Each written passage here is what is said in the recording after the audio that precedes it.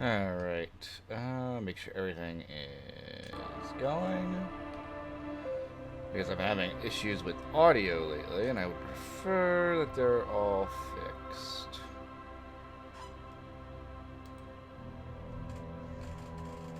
Alright, my mic's being captured. Game audio is being captured. Should be good. Yep. Alright. Alright, well, hopefully something will happen. I believe last time we started investigating a bookstore's haunting for whatever that's worth. Although I think we technically figured it out.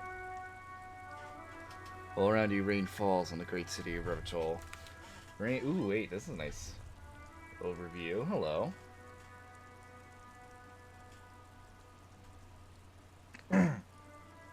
Actually, shit, this is a pretty good overview of the city. Got some area down here I could go into. So we've been to the shipyard, been back here with the body. We couldn't do anything about the body yet. Which is a bit odd. Guess we're gonna try to head upstairs next? Question mark? See how that goes. Anyway, all around you, rain falls on the great city of Revachol. Rain drips from the eaves, and floods the gutters, washing the filth away. The spring thaw must be here. The snow is melting. What am I doing? I ask myself that question every day. Looking up at the sky, cold water dripping from your hair. What do I see? Gray sky like great battleships, clouds colliding with one another. Rain falls down on the world. How does it feel? Humid. Your coat shields you from the rain while the city shivers around you. Are we just gonna describe the city again? See to rain over the water. A flight of stairs leading into the ocean, wave after wave washing the coast of Marnay, with its motorboats and gently swaying reeds. Ruins of a half-sunken sea fort crumble on an inlet. Beyond the bay of Revachol, ghosts rise into the sky. Who are you, ghosts? Lies down the shore, run your fingers through your dampened hair. Who are you, ghosts? Skyscrapers of La Delta, the financial district. Faint golden light seeps from the office windows. Will you ever go there? Will I? No. You are just one of the hundreds of thousands who watch them rise across the bay from Martinez every day. I think this is just a description of the city if we were lost. Let me just see. Industrial Harbor.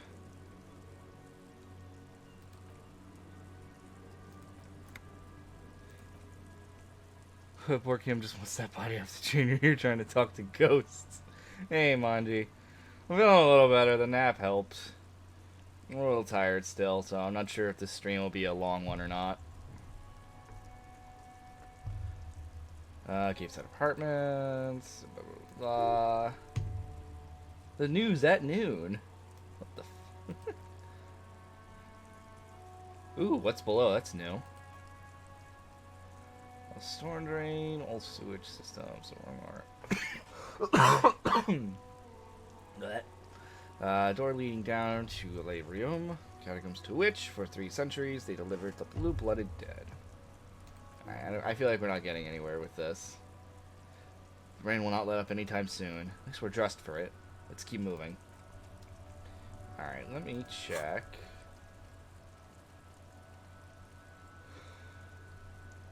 So I have no idea where the Fritz store is. We also need to find, or we need to find the gardener.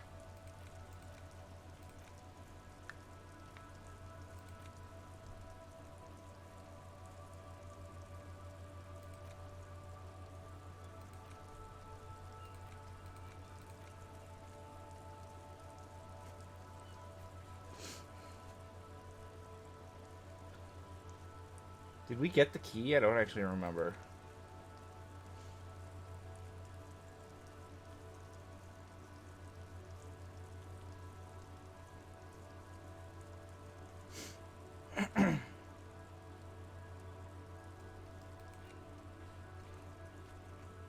god, not the race theory shit.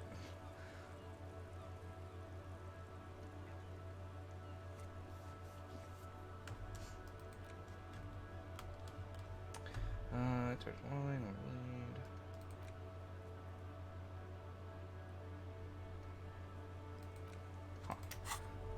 lead. Let's, I guess, since we have the pry bar, we can do this. I'm gonna save just in case it's a check, which it most likely will be, knowing my luck. A check I will probably fail. Trash container. It's locked, blah, blah, blah, physical. Yeah, of course. Oh, wait, we have the key, never mind. With a well-oiled crack, the lock pops open. It shall be possible to simply raise the lid. Don't! Maybe you shouldn't. Maybe you shouldn't. Of course you should. This is your time to shine, hobo cop. Dive into that dumpster for extra content. Oh, did I just say I have a premonition that there's something in there? There is, but you won't like it. Sweat forms on your brow. Your hand is still on the lid. Open the lid. The smell of rotten food rises to greet you. You see soggy cartons, dirty rags, and organic waste. We're just in time. The lieutenant peers in. This hasn't been emptied for over a week.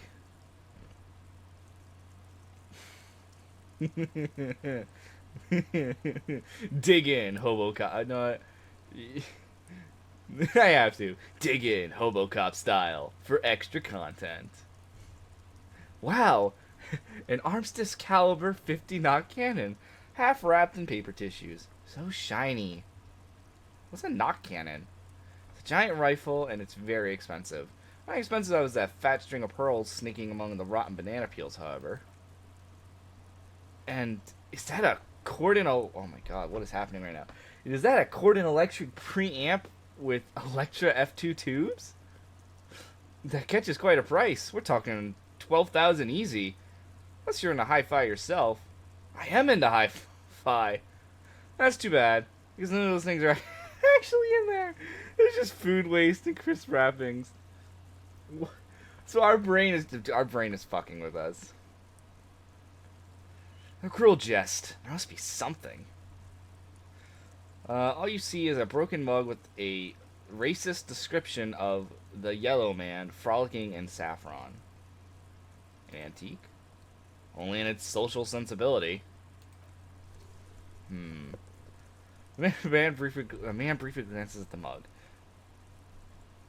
Then returns his sight to the trash. What did we...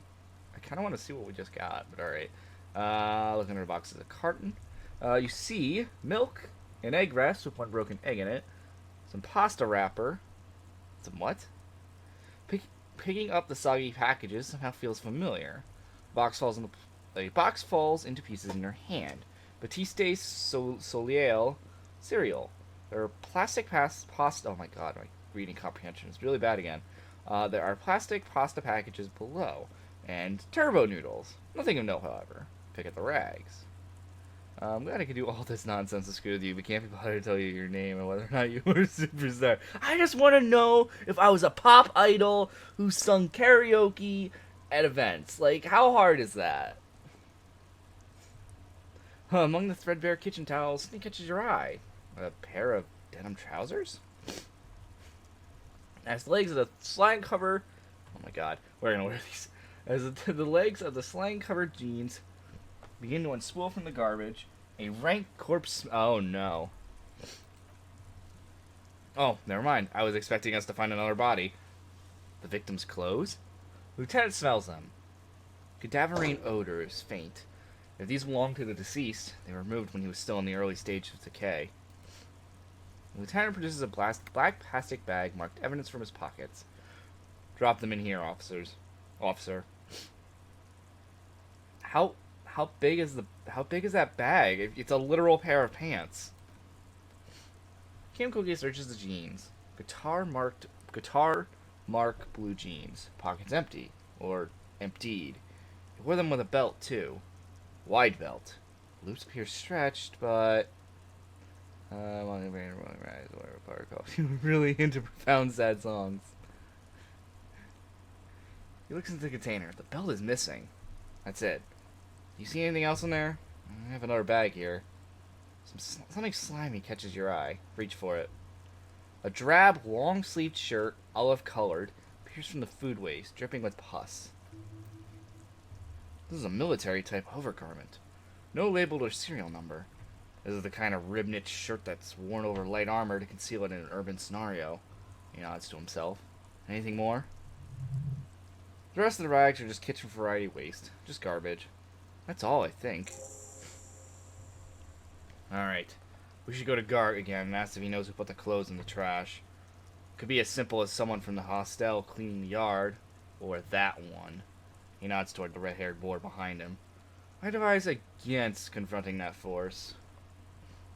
You think someone from the world might have been involved? Maybe? Not really. All we know is the victim's clothes are in the trash. The lid was locked, and this establishment had the key. It's just a small, loose thread. Yeah, we need to ask the kids who put them there. What the fuck's he on about, kids? The one behind the house yells. You hear that, Kuno?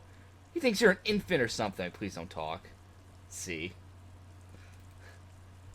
God, I don't understand why. It's still, I still have their voice actors like ringing in my head. I don't know why they were so low quality. I don't know if that was supposed to be like a tone or something. Search the food waste. It's just organic waste. Cold and slimy on your hands. Apple and potato peels mostly, undyed by sludge, and the occasional chicken bone thrown in for good measure. But hey, nothing. It's nothing. Nothing to see here. What's this? What? A blue piece of plastic sticks out from the apple peels. It's shiny. Looks like the corner of something. Pick it out. Something larger. A clipboard. A blue plastic clipboard with moist papers hanging from it. It looked badly damaged, but you can still make out forms and notes, with written in a man's handwriting. Officer, is that your paperwork? I don't know what this is. So your task complete. Find your paperwork. Yeah, Kuno had a very distinct voice. And by distinct, I mean ear grating and slightly nauseating listening to that on headphones. It is, look. He points to the clipboard. Plastic has an RCM street grid on it. You've even got an autopsy form in here. A miserable looking slip of paper sticks to the board. If you don't mind me asking, why did this get in the trash? It must have been cramping my style. Has a foreboding quality to it. Maybe I needed to lose it. For the great bloodletting to begin. I think I didn't want to be a cop anymore, so I threw it away. Oh my goodness, hiccups. Someone from the whirling threw it in the trash. I don't know. I'm boring. I'd better not talk about it. Oh, these are all really good. Or some of them. I needed it for the great bloodletting to begin. Yeah, I'm gonna say that. What are you talking about? I speaketh the tongue. Doeth thou also thorough inventories? He pointed to the ruined notes. You should take stock of your notes. Make sure it's all there. Official notes containing informant's names. If some of it is fallen into the hands of the RCM's adversaries, bloodletting may well ensue. Born this way, need to be reborn as a superstar! Say nothing. Oh my lord. I also not heard start taking notes on the case. Anyway, don't worry. Lieutenant appears in the trash container with soggy carns and rags stink uninvitingly. That's one thing off the list. Lieutenant sounds relieved. I think we got it all.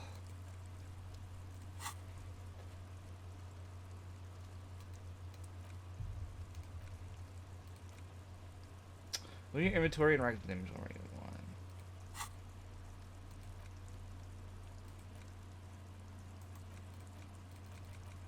How do I interact with it?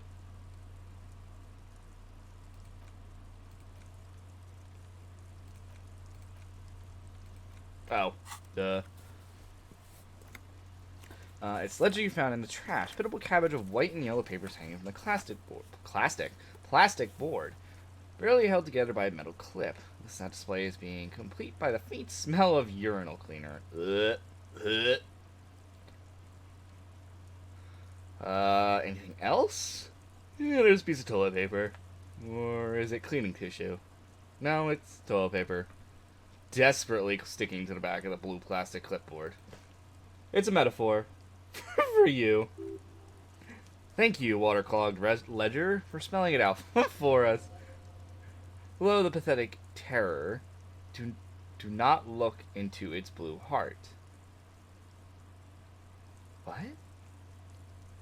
Smell the ledger. Okay, inspect the toilet paper, inspect the clip, browse the white paper, browse the yellow paper, look at the clipboard, smell the ledger. Hold up. Oh, damn it, you fucker. Hold up. No. No.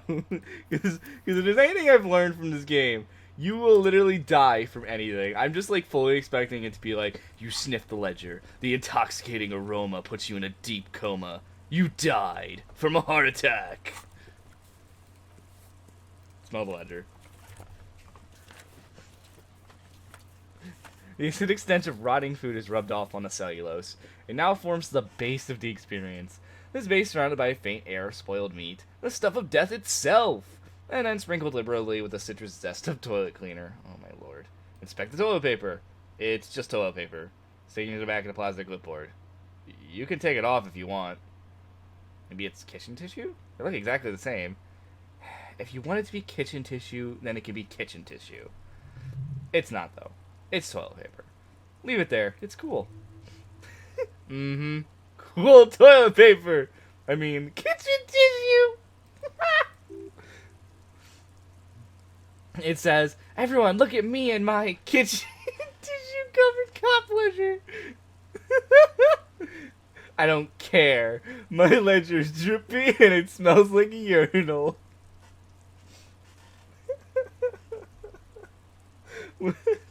Oh my god. Oh boy. You can take it off, get grossed out, vomit, lose health, die. Inspect the clip. Aluminum block fronts the width of the board, biting down on the paperwork. Its crocodile teeth are the only thing keeping the papers together. Regular pencil, the tip worn down to nothing, has been attached to the clip. Run your finger across the aluminum.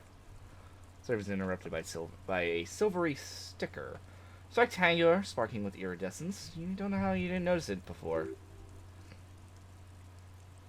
It is similar to the RCM watermark on your blazer Lieutenant mentioned. Didn't he say something about the headlights of its motor carriage? That you can read these with there?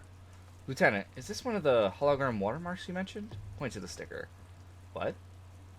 He's lost in his own notes. Takes a moment for it to see it. Yes, halogen watermark used for adding information to RCM property. How can I read it? Any capable light with the right wavelength will do it. You mentioned headlights of your Kanema? Yes. There's a pause. RCM vehicles have headlights turned especially to reveal halogen watermarks. Interesting. What kind of information? It depends. Aside from an anti-counterfeiting stamp, mine has the station number and address. This information varies by date of issue. Maybe yours will have how many cases you've solved. How many years have been on the force? He's thinking. It'll have that. Okay. White papers? They're not exactly white. They're yellowed in patches by sunlight and alcohol. And covered in dense blue handwriting. Yes, that's clearly all it is that's making it yellow. Totally not anything else. Ink escapes into watercolor patterns, reaching its tendrils across entire pages. The paper itself is checkered with faint red lines forming short paragraphs. Once in a while, there's a red stamp that exclaims, "Case files, commit to paper." The case files themselves are plenty. You count more than 100 sodden, crumbled up, earmarked pages falling apart in your hands. They appear to be sufficiently organized and extremely dense, if mostly illegible. What is in there? What are they about? Work, strife, poverty. The Jamrock Quarter. These are handwritten logs of investigations dating back to January 51, this year. The exact number is hard to estimate due to missing pages and an odd naming convention. But there are at least 20, maybe 30 cases. Undertaken, not completed, mind you. It's the middle of March. You have attempted 2 cases a week on average.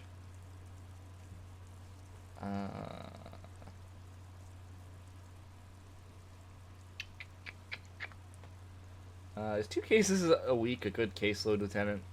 Huh? He raises his nose from his notes. 2 complex cases to undertake is a lot, yes. You really have to push yourself. I will not suggest it, unless you start making mistakes. Case a week appears to have been my load, Lieutenant. I'm not sure I completed them, though. 2? He raises both eyebrows. That's a lot. I didn't even mean to say you're making mistakes, by the way. That was presumptuous of me. I'm sure I made plenty of mistakes. That's okay, he nods. Then turns back to his own case files. We all make mistakes. Oh, well, that are nice of you. Naming convention? Yes, it appears you employ a, shall we say, robust yet literary system. Each investigation has its case number written on the margins, yet, still more tellingly, most are accompanied by a name. A title, one might say. One that draws inspiration from Snoop fiction and Vespertine cop show staples. Oh my. And they're written in capital letters, too. Yes, all caps. One is called The Next World Mural. Another, The Square Bullet Hole Murders. And another yet, The Unsolvable Case. More. Other appears more lighthearted. The Guy on a Couch in an Unexpected Location. And The Murder at the Hookup Parlor. Even a rare article-free Collapsing Tenement. Murder features prominently throughout. Yeah, my cases appear to employ some kind of naming convention.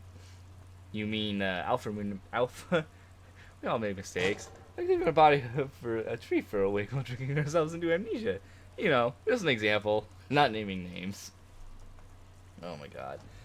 Kim's pretty passive aggressive, so I could totally see him wording that differently, but saying that. Ugh. No, I mean a non-numeric one. With titles. Oh, you mean the titular? Yes, well, so do I. In our defense, almost everyone in the RCM does. Why is that? It's a holdover from early days of RCM, right after the revolution, when the organization had little idea how to do things. It persists in an unofficial capacity. Officers use these titles to refer to their work amongst themselves. I seem to have named a case the Square Bullet Hole Murders. Again, in your defense, I seem to have named one. Peeks to his notes. The man with the hole in his head. That was a real person. His death was real. Still, I named it that. To amuse myself. What? He smiles. I pray his loved ones never find out. What happened to him? Rail spiked through the head. He died. It was a workplace accident. Count the pages. I have to open an official case. Is there room? There is. For precisely one more. 15 pages near the end remain untouched by the damage. Checkered grid forms a structure of passages breaking the case and subtasks accomplished. Yeah, no, that was I don't know, that was a bit much. Like, I hope my family never finds out that he died. Like, excuse me, Kim? Once all tasks are accomplished, the case is complete. Use the pen Lena gave you. Tasks you've cleared flow. The kind green ape pen and a brush free, and similar to the rest of the letters. The wording comes easily. It's almost robotically simple. A language developed for mental rigor and simplicity. Inspect victim's body. Interview the cafeteria manager. It's not exactly poetry, but poetry would be out of place. Cross out the ones you've already finished. Hey, we healed some morale. Nice. Final slash, cross the paper. You're done, it seems to say. And you, and you, and you, and you, and you. Sorry. Things to be done and things already done. Composition of reality. This is an extremely useful tool for a detective of the citizens militia. Now all that remains is to name the case. Lieutenant, have you by any chance named our case? No. Actually. Any ideas? Hanged Man, kind of bland. The Furies are home in the mirror. The setting's done. Shit on a stick. What the fuck is this? Shit on a stick just seems pretty blunt. The Furies are home in the mirror. What is that? What is that supposed to mean? Okay, I'm gonna go with that one. Furies. Yes. Well, it's obvious he doesn't like it. I don't know. I have to be honest. I'm not experiencing the internal strife that refers to. And also, he furrows his brow. Could we make it less poetic somehow? Just a normal case name, you know? Think. What would that be? A good, normal name. Yes, yes. You know what that normal name is, but it's so plain. Anything else, please. Shit on a stick. Ha! Yes! He's actually laughing. I have to tell you, officer, I don't appreciate ironic titles. Other officers will have to use this as a reference. If it's idiot or cockfinger, what the fuck? They're not gonna get it. You're gonna think an idiot and a cockfinger won this case. So, do you have anything less funny? Wow, they just literally don't want me to put it as anything else. Fine, the hangman. Great, that's great. That's actually what I was thinking too. The hanged man. Good, strong name. We have a very good name for this case now. Well, at least we have another level up. I flip through the page of his notebook. I'm starting to get the hangman, blah, blah, blah. Well, might as well see if we win. There we go. Your choices matter! Yes. You can piece them together using the alphanumeric code on the margin. Always begins with HDB41. Then the date of initialization and time of arrival on the scene, followed by the title. For example, oh my god, what is this? HDB4112011 o'clock 7 dash 00, the next world mural. Wait, HDB41? Aren't those officer precinct? Why yes, your precinct number is 41. And HDB. Every last alphanumeric in the files begin with it. And these are your case files. Safe to say HBD are your initials. Harry Dubois. Still feels like there's something missing from that. I guess that legitimately is our name. Is Harry Dubois. So it feels like there's something missing from that.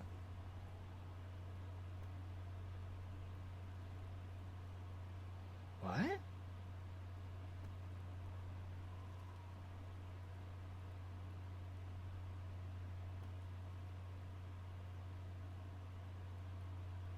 I'm confused when I'm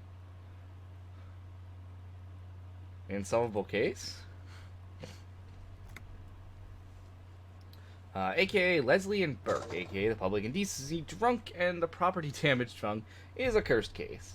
It has been passed from unsuspecting officer to unsuspecting officer for 10 years. On January 29th, the unsolvable case made its way to you. Why you accepted it is unclear. Every officer and indeed most civilians in Jamrock know it's unsolvable. You were so drunk you didn't remember what it was that you signed on. That or you were high. Leslie will always take... Wait, what? Leslie will always take his pants off when he's drunk. Burke will always trash everything. It's just what they do.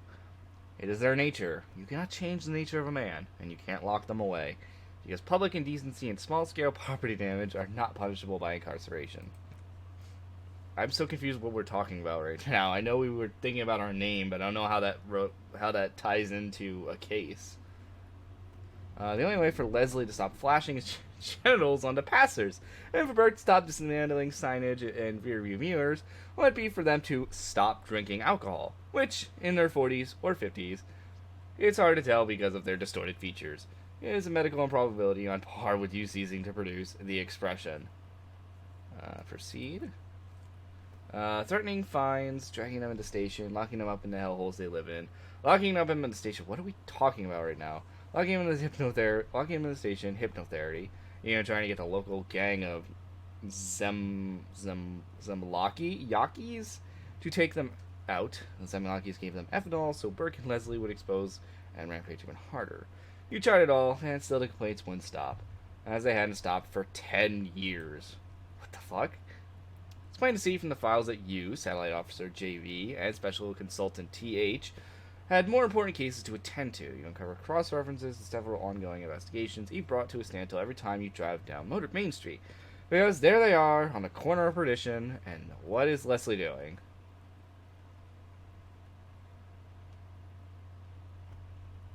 Which one was Leslie? Leslie was probably flashing his genitals. Good, you're learning. The files are to be trusted, that's all there is to it. That and Burke breaking things. And the fact that they're both drunk. But then again, so are you. The case becomes considerably less comic one day, when Burke takes a swing at your ledger. Ooh, what's that pain? He must have it confused with the property he likes to damage. Well, joke's on him. You're drunk out of your mind on potent Pilsner. You slam the hardened plastic board in his face, and you proceed to beat him unconscious with it. Holy shit. I think we're reflecting on the case and the choices that led up to this moment. So, like, before we actually started playing, I'm assuming? In the process, the ledger sustains damage. The compartment within, reserved for permeable documents, is jammed shut.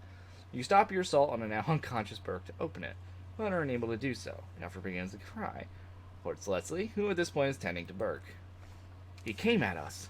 And at us. I think he was trying to kill Burko. While trying to kill Burko, you slowly come around. The permeable... Oh my god. The permeable's compartment is open. You smashed it open on poor Burko's kneecaps. Good news is, Burke can't walk anymore. Can't get out of his apartment, an invalid.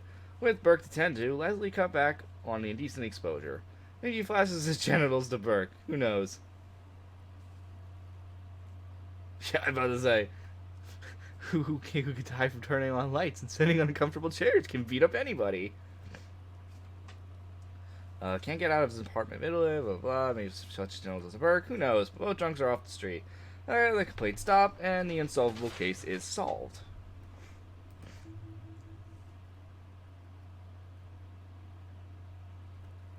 I feel like we're wasting a lot of time now doing this. What are yellow papers? Disney Bell, some bright red, filled out. Then rip them from the binder and hand them out, according to the type of form. What type of forms are there? 3. The topmost are misconduct fines. The middle ones are station calls, and the bottommost are field autopsy forms. Each is easy enough to make sense of. You don't have to be an intellectual giant to do the priest's work. I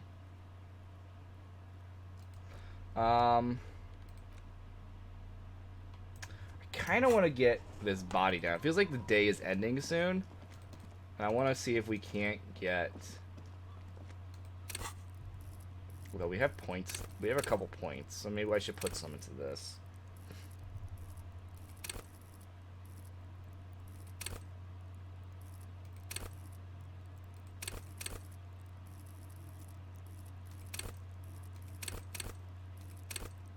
Wow, I have 0 in savoir-faire.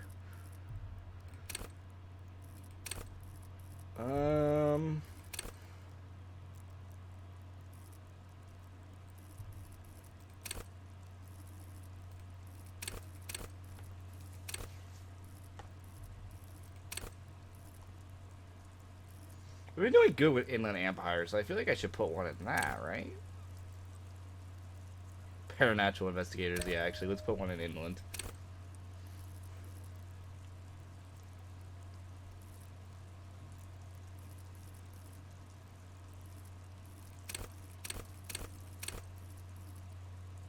I feel like considering I put Motorex as my least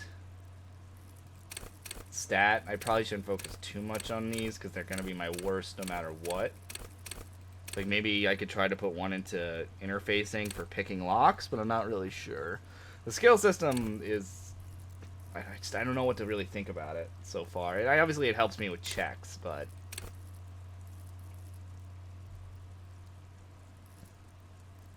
Real calculus is still our best one. I mean, I'm not really too worried about intellect. We just got so much with that.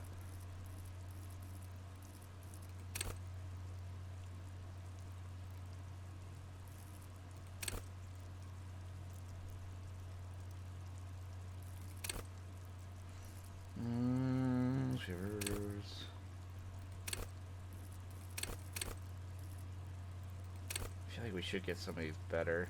I feel like our pain threshold, we should try to put up a little more.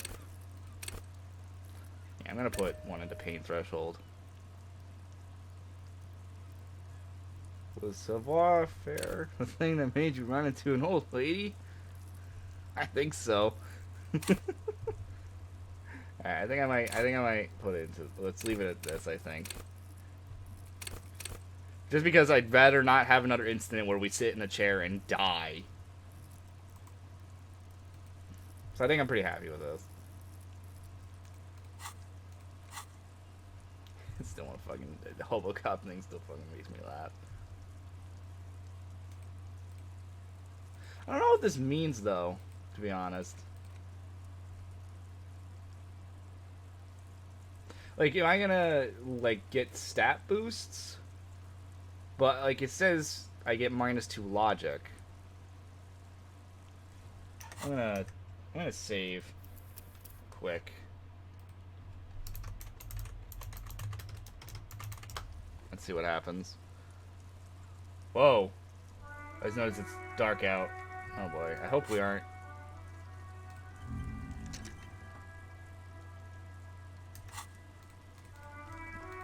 All right, we need to find.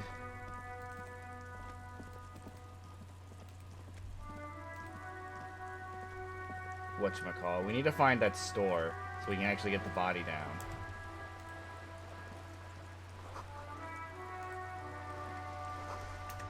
Because that's... I feel like I'm running out of time to do that. It's not 21 yet. You're fine.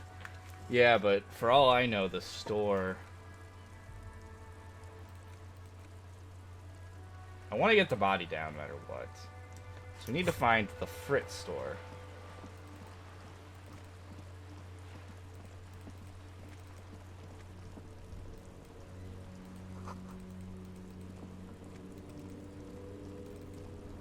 This way, at the very least, if I can find the Fritz store, I know where to go from now on.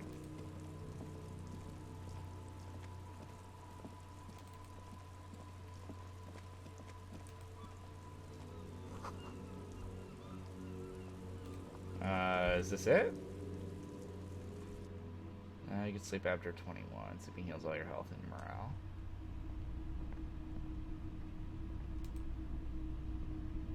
Hello? It's not often that I see officers of the RCM in my pawn shop.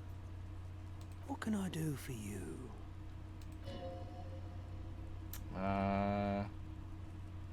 His courtesy is not insincere, but he prefers being alone with his projector, just watching the movement of light across the walls of the shop.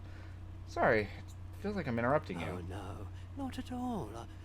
I guess I haven't had many customers lately, RCM or otherwise. Who are your customers usually? Game? All kinds of people come through here. Locals, travellers, people looking for a deal, people looking for a keepsake, people who are terminally bored. As you can see, I have a wide selection of goods for everyone to choose from. Not quite a question of various consumer subjects. Let's be nice. It keeps me entertained.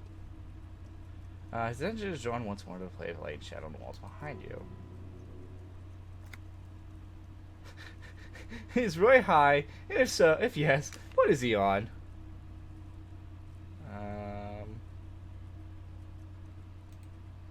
Might be able to invade our investigation. I doubt it. Well, I can try to answer any questions you might have. Hey, Red, how we doing tonight? I thought this was going to be the store we buy stuff from, but maybe not. I do my best to keep my distance from all manners of butchery. Bad for business, bad for everybody. He doesn't know anything. I like to sell my clothes.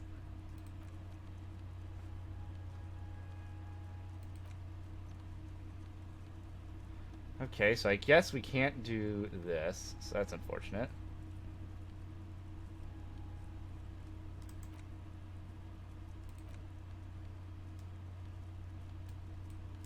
How do I actually sell it?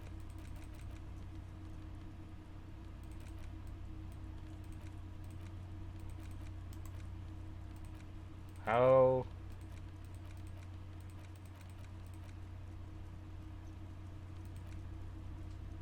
Oh. I feel dumb. Did you see that Pokemon announcement? I'm surprised they actually did announce Ranger 4, which is what they did. Yep. I'm not gonna lie, I really would like to have another Pokemon Ranger game. I own the whole series, and I happily replay them every so often. I didn't really like the first game, admittedly.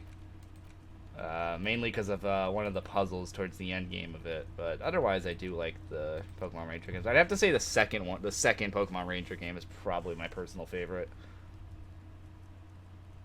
Fuck Steelix.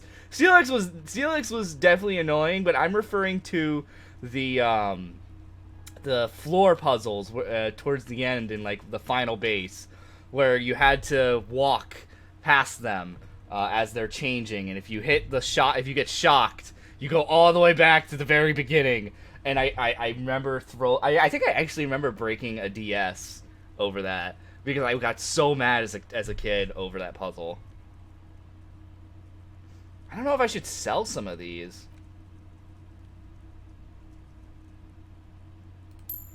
Like, the pen actually came to be important.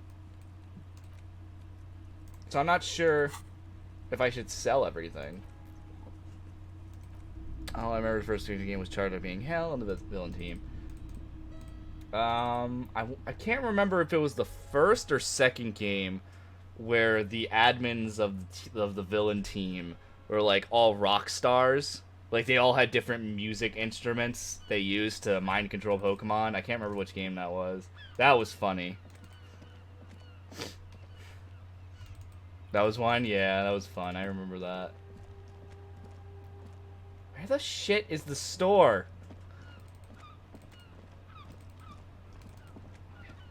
It's getting dark now and it's becoming a little troublesome.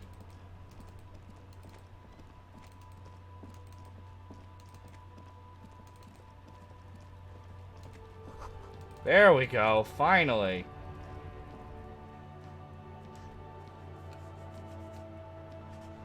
Ugh.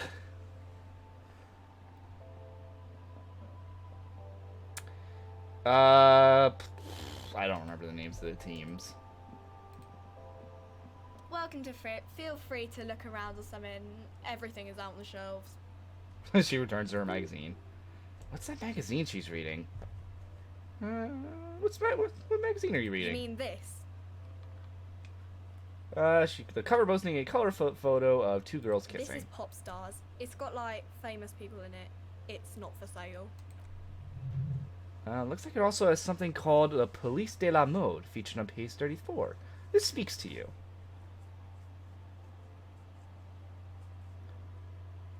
Isn't dim sum type of food?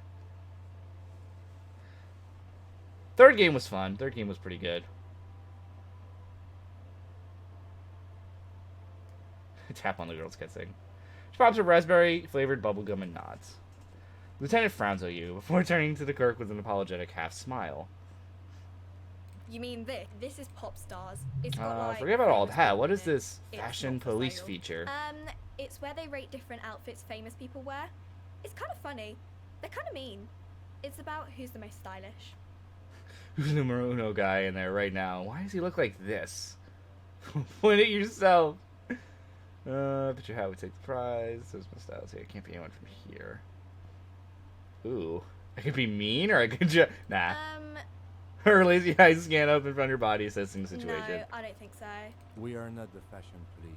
We're the real police. We're totally the fashion police. What is I this? don't know. Frit.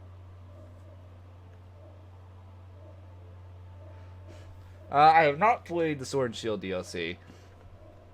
Although, part of me wonders, should I? No,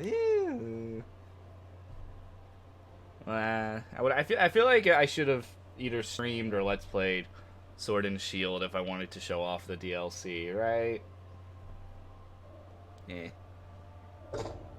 I don't know. We'll see. There's so many things I could probably play in the future that I'm still kind of on the fence about.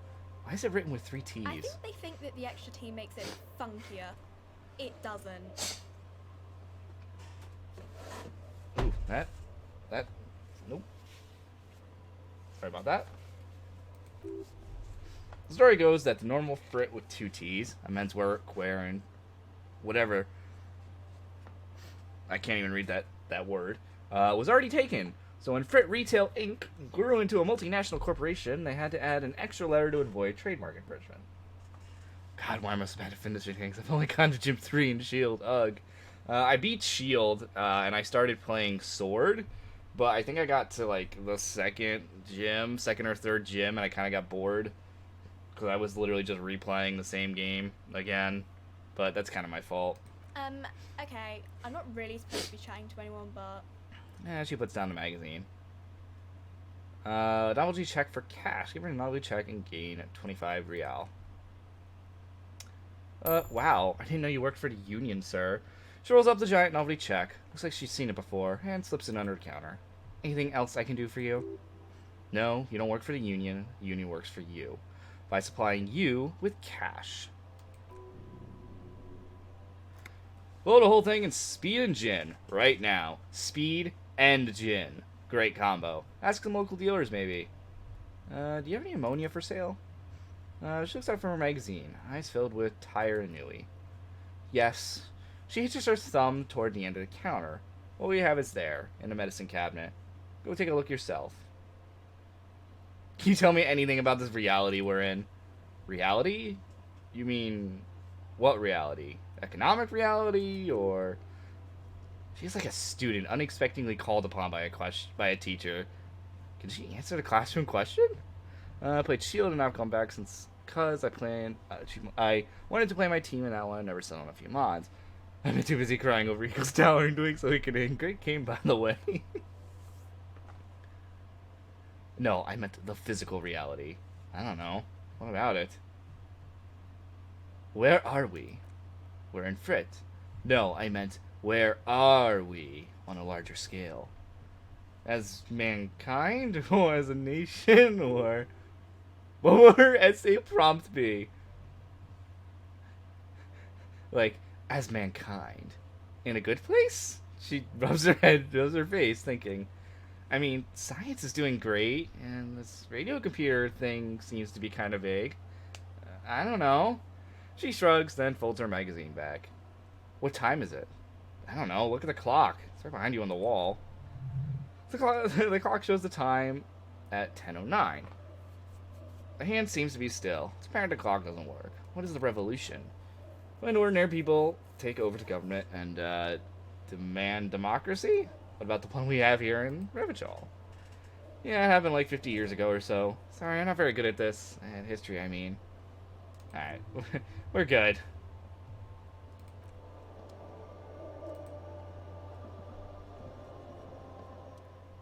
One bottle, says one bottle equals 10 cents. Kirk looks up out of her magazine. Oh, that's the tear machine. Yes, but what is it? She knits her brow, confused. It's a machine for tear? You know, you find tear outside, like bottles or whatever, and put it in the machine, and it gives you money. I see. And how do I pick up tear for the tear machine? Need a bag, I guess.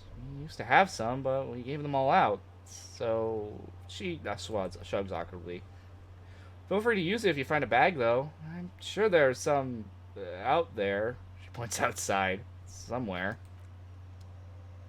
So wait, where's the...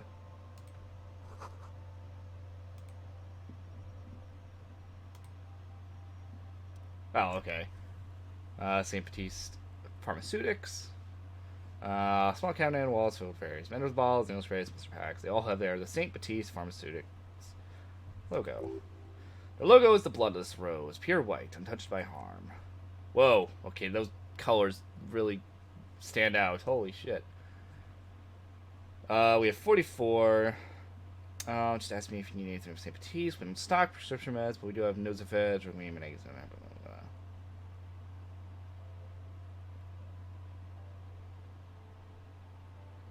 Well, we need the ammonia no matter what.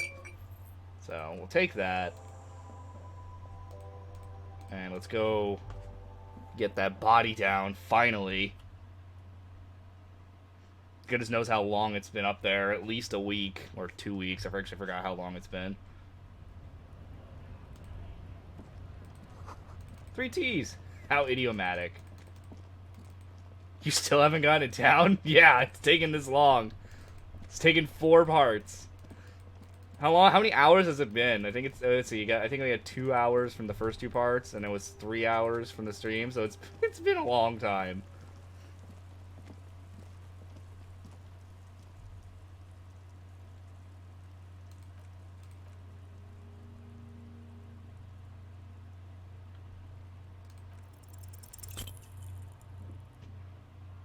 Are you?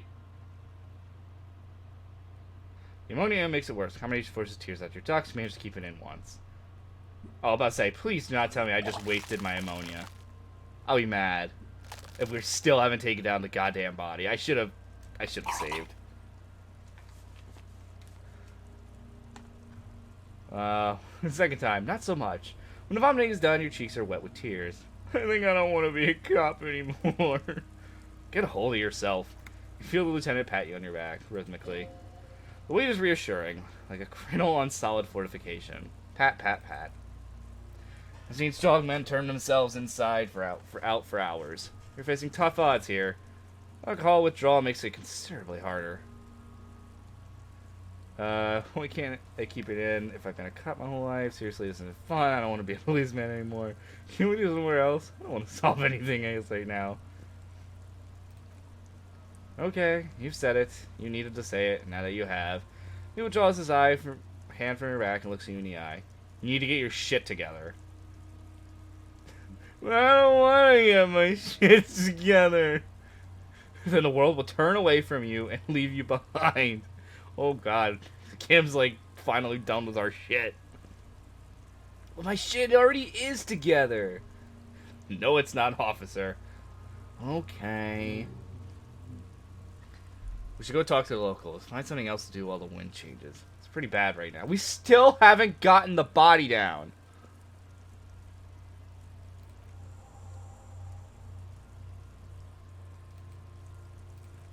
Oh my lord.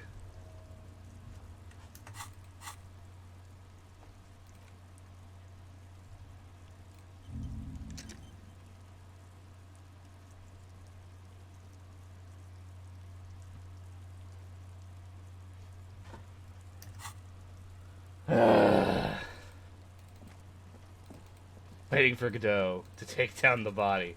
This is so silly.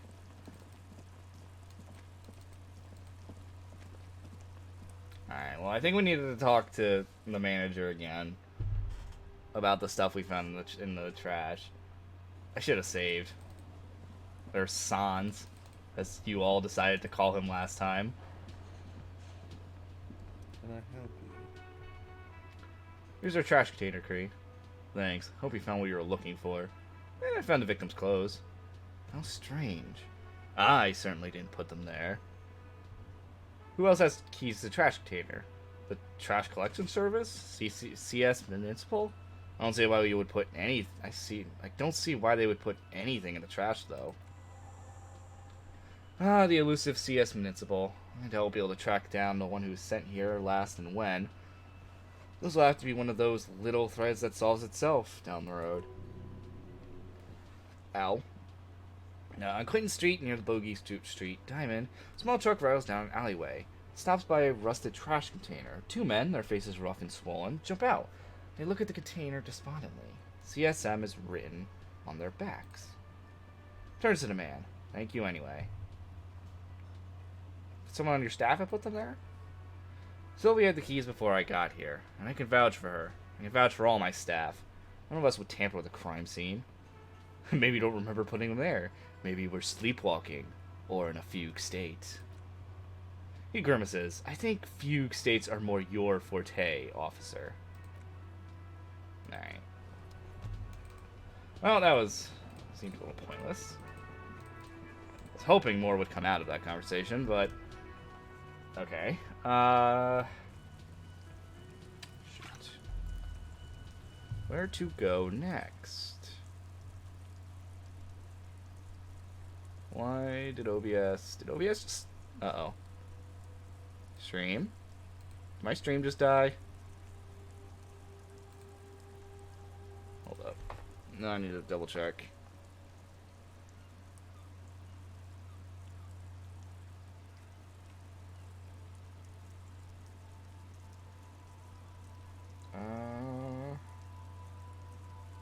Well, it doesn't look like it died, but I can't...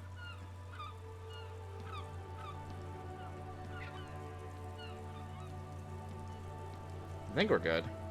Nope, there it is.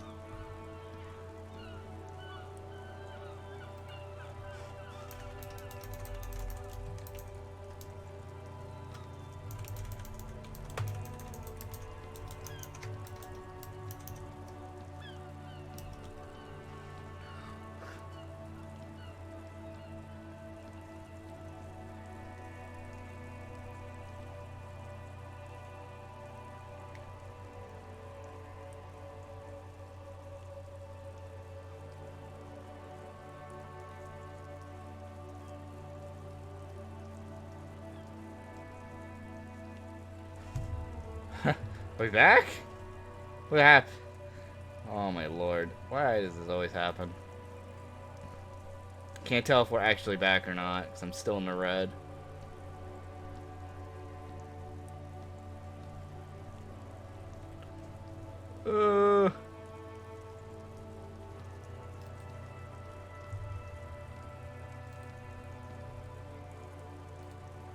Are we back? It looks like OBS seems to imply we are.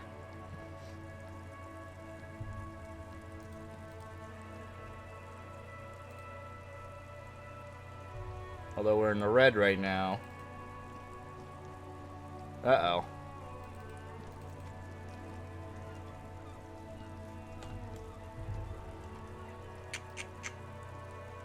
Well, shoot.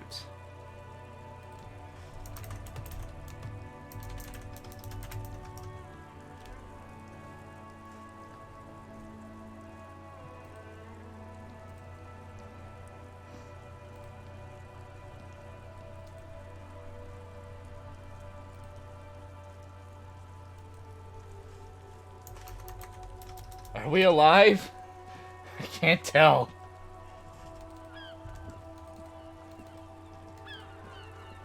Alright, I'm gonna have to watch that and continue what we're doing, I guess.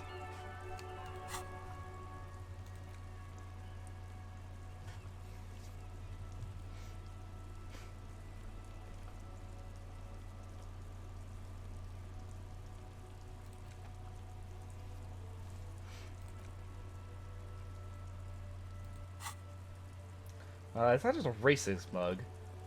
What's there to read here? Not much. It's quite a lot to read in here, actually. Look at all the content. Oh boy, here we go. Are we good now? Are we? Are we?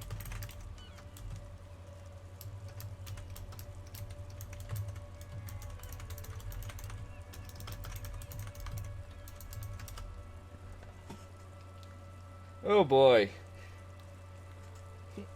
Are we? Like, I just need to know. I need to know if you're caught up. Do we hear me? Is the stream actually running properly? That is the question of the hour, people. I don't understand what just happened. We were running fine, perfectly there, and now all of a sudden it just...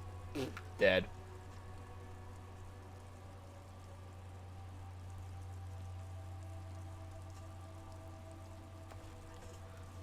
That's my example of prejudice. I'm not going to use an example of what... I'm going to use an example of what not to do. I'm going to push this into basic. Every merchant I find to tell them, this is your inane ideology. It's will be useful. Right now, so I can earn political capital and master my badass hustling. It's not a game belong to chat. It's just a funny bug. Can't even laugh anymore. Hold on. I need to... Nobody's answering me, which makes me worried.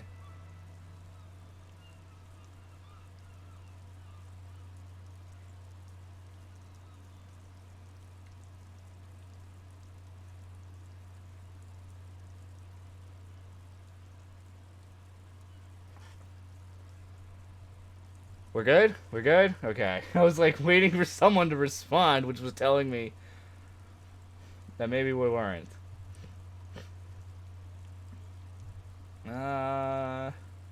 Do this. It was in the trash. I'll just call it out when you see it. Or do some volunteering work. Just finish your case, detective. It will not happen. The mug talk is exhausted. Time to return to work. Okay. Fair enough. Alright. I feel like we didn't... Where did we get off?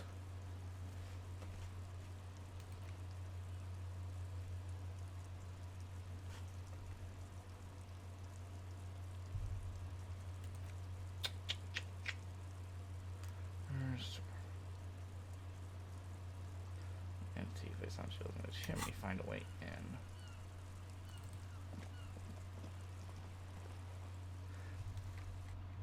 Alright, well, I know...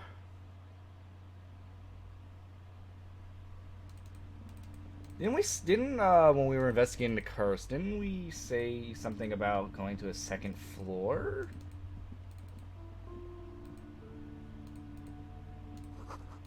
No sane person would ever put their head in such a machine. Excuse me? What machine? I'm hoping the stream is up and running now. Come on now. Alright, let's go back into here and see if we missed anything.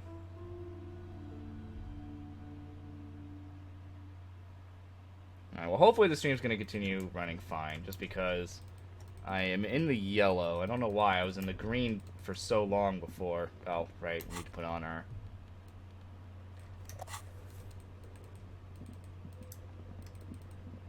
Go back in here.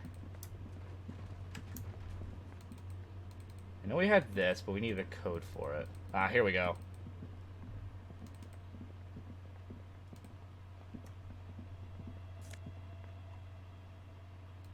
Another postcard. Shoes in a puddle of melting snow. Does someone live here?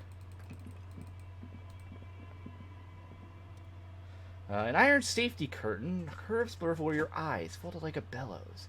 It covers half the room, blocking the way into a colossal industrial chimney. This must be where the entity lives. This is directly above the central furnace in the cellar. The voices probably came from here. Hello? I yelled, but it didn't work. Again, your voice becomes a raspy croak mid-sentence. It's silent in the abandoned office building. No one answers you. Sire, may we suggest something? Thinking of yelling into the furnace at a grand performance? Use your chest voice, not your head voice. Sing from the diaphragm. Perhaps it's not such a bad idea. Try it again, son. Okay. I guess we're going back there.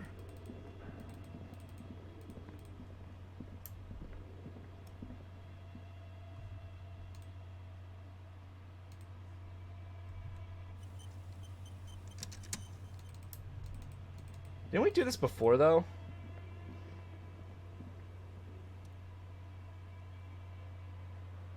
It says we're high. Let me save, just in case we fail another check.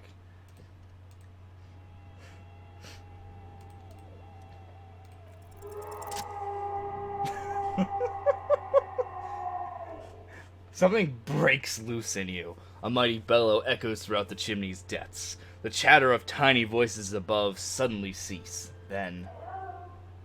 You hear a woman's voice answer. You've awakened the entity. I summon the ghost of this doomed commercial area. Answer me, spirit.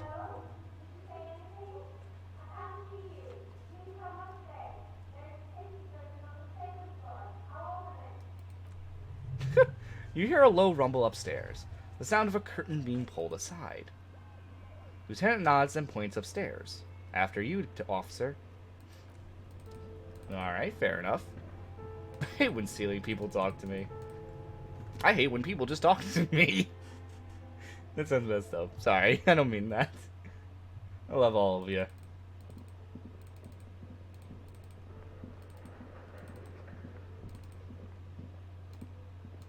Well, at least we're gonna continue this. The dialogue options are very Okabe. Remember saying it? Yeah. Just yell. We're just a misunderstood I'm Nia. scientist.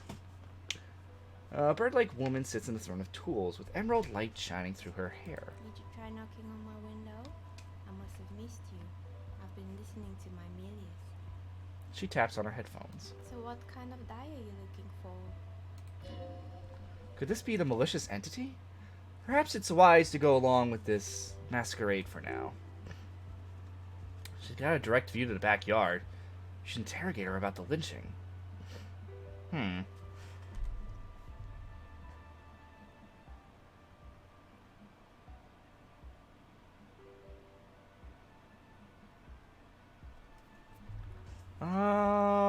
What would be a good question? You know, let's ask her. Why are you asking me about dice? I'm a novelty dice maker. Tell me the name of your role-playing system and I'll make the die you need. That's why you're here, yes? If this was like real life, I would actually be very interested in this. I love custom dice. Role-playing games. You know, the one made by Fortress Accident. Does that count? Sure, I like role-playing games and I need some dice. Maybe. I'm not really sure why I'm here, honestly. No, I was looking for something else. Squint your eyes mysteriously. Answers. Maybe not sure why I'm here, honestly. How strange. Well, if you're interested, my rate is 10 real per set, unless you want something really unusual. Take a look around and see if there's any particular stone you want to use. Her voice is really relaxing. The walls around her are covered with rows of precious stones and minerals. It almost looks as if the stones and dice are a natural part of the room, growing out of the shelves like stalagmites. No falsehoods are present. She is a novelty dice maker and doesn't have anything to hide. Ask what you need. What do you know about the man who was lynched behind the whirling in rags? Nothing, really. I didn't know him. Who cares about the dead body? We might be dealing with a malignant entity here. Lieutenant looks at his notebook, then the woman under the large window. Your window looks directly onto the courtyard. You're saying you didn't see or hear anything unusual last Sunday evening? I'm sorry, Detective, but as you know, I usually have my headphones on when I'm working. It shuts out most of the daily ruckus beyond my window. You never took your eyes off work to look out the window? I might have, she admits. But in this case, all I could have seen would have been my own reflection staring back from the darkness. It's light here, but dark at the yard at night. It's really hard to make out anything in the yard when it's dark outside. Besides, I rarely get up to look out the window when I'm in the zone. Get in the zone. Auto-zone. I don't know why I said that.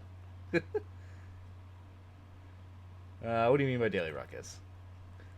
Well, there's always something going on in the Whirling's backyard. She stops and tries to come up with an example. During daytime, there are usually those kids, and lately I've been seeing a lot of drunk workers hanging about. Must be because of the strikes. She's heard of the murder, but did not see it, sire. What the fuck is with the drama one? I understand it's supposed to be dramatic, but like... Sire? Stop it. Do you have to work Sunday nights? It's not a profession, making dice for people, but I like it. And I prefer doing this to sitting at home. Oh, I see. Thank you for your answers. She nods. Anything else, officer? Hey, I had a college professor call me sire in an email once. A bit odd. What's the context with that one? We're inside the chimney of an old central furnace. It's strange, I know. She looks at the ruddy bricks that make up the walls. Even though they've been repainted, there are still signs of coal-black soot here and there. But when I arrived here, all the other rooms were taken, so I had to build myself a makeshift home. Besides, I don't really have to pay any rent here, so that's a plus. Plaisance was right. There's an entity living in a chimney. You should ask her about the curse. Creative. The lieutenant looks around the spacious room. Its ceiling fading into the shadow above. I have literally no idea. I needed him to approve a study abroad program, but I haven't had him yet at this point. I think he might have been drunk. It's a bit odd, but alright. I've heard this place is cursed. Do you know that people are calling it the doomed commercial area? I've heard the stories, she nods, as the wind howls in from the furnace shaft above. But I don't think those stories are true. Wait, how do you explain what happened to all those companies then? It's just capitalism, she shrugs. We only hear about the tales of success, so it's often surprising to realize how many ventures actually fail. Isn't that the truth? Ugh.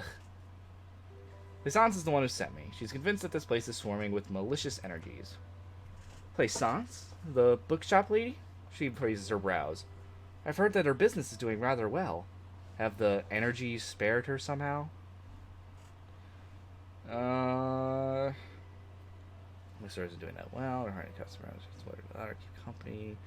Just buying its time. We've been pretty keen on this whole curse nonsense, so why not? The curse is just biding its time before it strikes again. Sooner or later, everyone will fail, even her. Alright, but it's not just the bookstore that's still up and running. What about the whirling in rags? Some people say it's part of the building complex.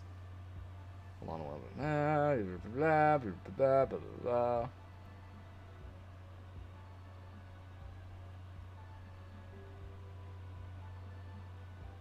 No, the whirling isn't doing well either. Its wages just took off and customers have trouble paying bills.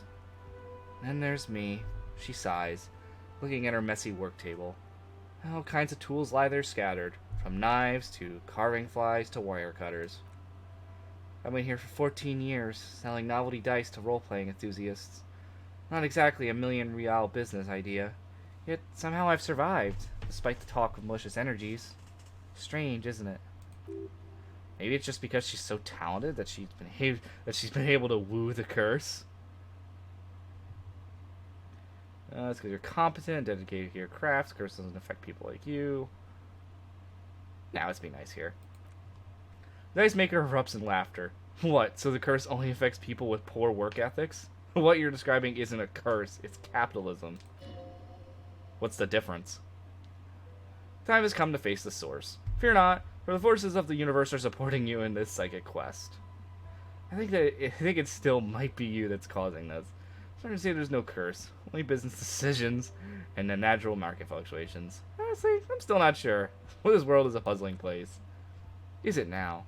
She squints at you from her desk. I've always thought it's a rather mundane and boring place with no supernatural surprises in sight. Well, if you ever find a way to explain all these inconsistencies in the curse, let me know. She turns back to her work.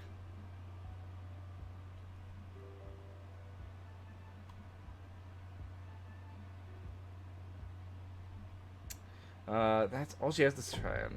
Lady, have you seen the outside? It's pretty not mundane. That's all she has to say on the subject. They're full as far as we can see. Do you know what happened to the other tenants? Everyone else is gone. More or less. She adjusts the yellow scarf that covers her hair. Are you interested in anyone specific? Let's see.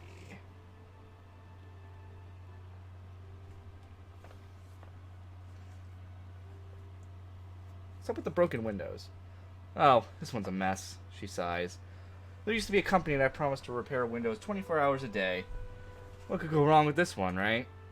Turns out a business was actually set up as a front for illicit groups that were producing snuff melius. Who would have guessed? Huh?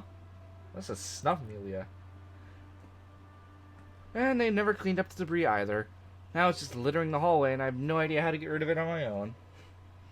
What's a snuff melia?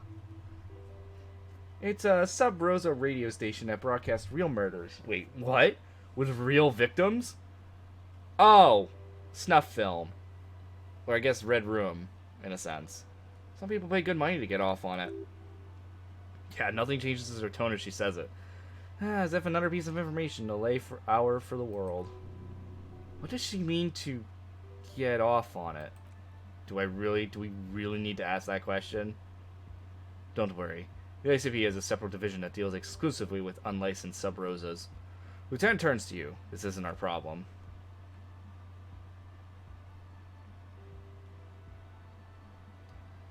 It's terrifying. There was a terrifying taxidermied bear in the cellar.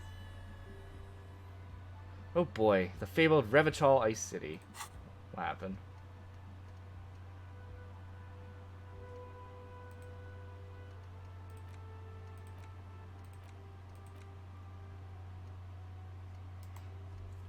I don't know what that just did.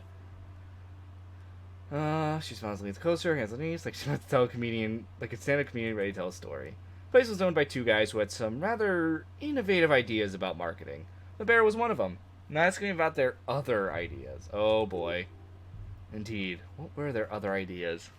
Alright, what about the other ideas? It was really just one, and involved picking out the prettiest girls in the neighborhood and paying them 20 cents per hour to man the booth. Oh, and by man the booth, I mean slump behind the counter with a face that can maim you if you ever dare to disturb their bored magazine browsing. She leaned back, disapproved. Frit does the same thing. Frick, she's not particularly friendly.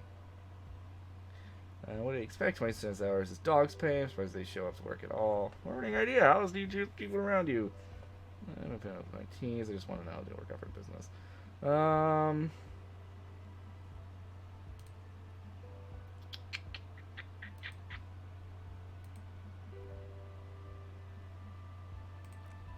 Oh, well, they did. They did show up to work, and not alone. There were also acne-ridden girlfriends and gorilla-like boyfriends loitering near the ice cream stand. And they already had the bear. She closes her eyes as if remembering something painful. What about the bear? The bear, she repeats, pressing thumbs into her temples, like trying to suppress the headache. Of course not. The bear was terrifying. No one wants ice cream guarded by a hostile apex predator. To make matters worse, the fridge didn't work too well either. Half the ice cream came out malformed and partially melted. Eventually, Ravachol Ice City lost a price war to its rival, Glace 5000. Glace 5000 sold caramel sundaes for only 5 cents apiece, out of regular fridges. This market's doing its job, so the bear was doing its best. Bear was scary. Every time I saw that bear, I felt scared like it could come alive any moment now. I killed the bear. You unplugged it. You did what? She rolls her swivel chair and inches closer to you, unsure whether she heard you right. I had to kill the bear to become the bear. I murder it. My own bare hands, I laid it to rest. It's my trophy now. Oh my god, these are both too good. I had to kill the bear to become the bear. I can see, she nods, eyeing you up and down. The taxidermist who made it said it was his vision beasts. He said that he met his vision beast while high on desiccants. He called it Megatherion. Sounds cool. Megatherion? We killed a bear? What did I miss? Megatherion, nods the dice maker. A mega wild beast. What's a mega wild beast? It's an imaginary beast that guides you through life. By telling you to do more drugs, mostly. A wise and noble beast, guiding you toward the land where the streets are paved with drugs. I do drugs? I got a vision beast myself. Do you? The dice maker raises an eyebrow. Well, good luck keeping it under control. Anyway, now you know the story of a fallen ice cream empire. She seems almost sad, finishing the story. The Emperor has dropped in the cover of night. You see frost down the windows. Oh yeah, it's coming close to... I found with a strange machine. Forge's accident, the radio game... they were an interesting bunch. Talked about role-playing systems every now and then. Once I even saw two of them get in fisticuffs over war roll. That's understandable. Fantasies are serious things. The mind is the drawing board of history. They certainly took their work very seriously. You know, they seemed to be chronically liberal with their schedules. You mean liberal? What happened? The usual. They ran out of money and couldn't get the project done on time. What went wrong? Well, I did hear them talking at times. She looked out the hallway, as if she could hear them, as if she can still hear them chit-chat behind her curtains on a cigarette break. They seemed to believe that they were historical individuals on some grand quest. She sounds almost mocking when she says it. From what I've seen, the project did look quite really? Well, it must have been a gigantic ego trip. That's what I thought. Because when the money started to run out, they just began to complain a lot about capitalism. You know, how the markets are rigged to keep out new businesses, and so on. In the end, they just didn't get it done. They didn't have enough willpower to produce something truly historic, and to show up work on time. Showing up to work on time is hard. No, scratch that. Showing up to work at all is difficult, especially if you've been drinking. Well, showing up to work on time is incredibly hard. That's too bad. We'll just support them. Blah, blah, blah. Showing up... That's too bad. I would have supported them. Not the wisest decision. You would have lost all your savings. She tosses a pair of dice on the table. One of them stops near the edge of the metallic desk. The dice is black and filled with little silvery flakes, like snowfall.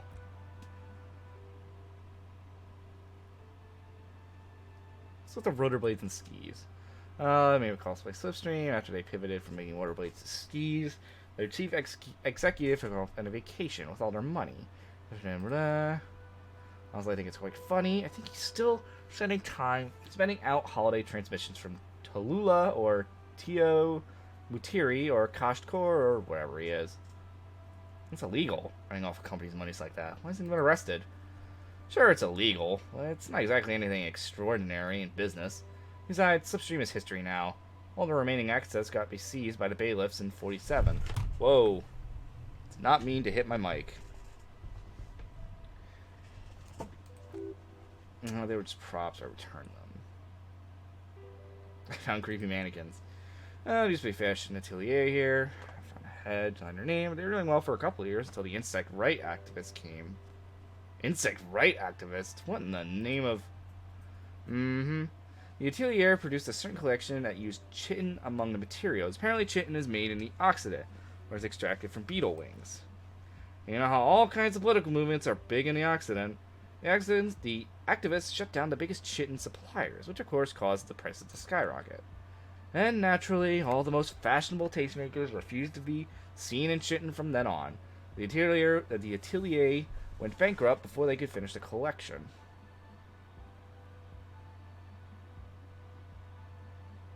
But insects don't have any brains or feelings.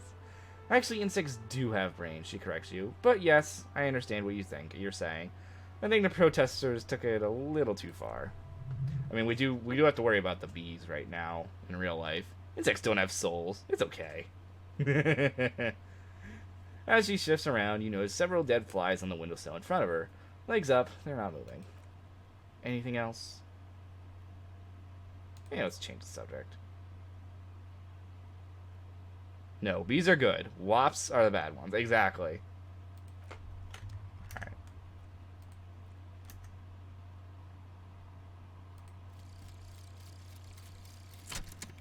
Volumetric shit compressor. Okay.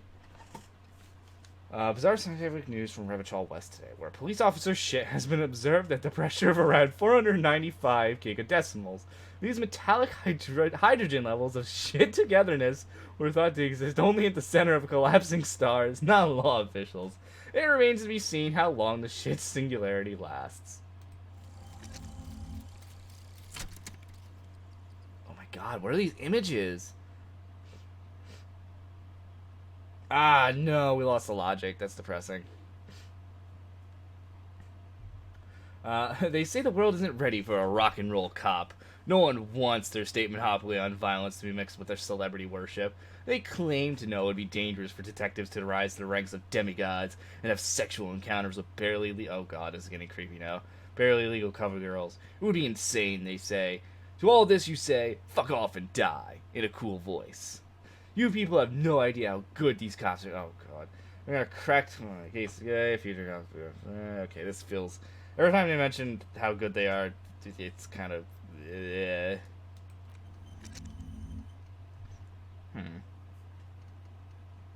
So something I'm noticing. I think I can only have like certain abilities. So it looks like I can only have 1, 2, 3, 4, 5, 6, 7, 8, 9, 10, 11, 12. I can only have 12 abilities, it looks like, from whatever these are, as passives.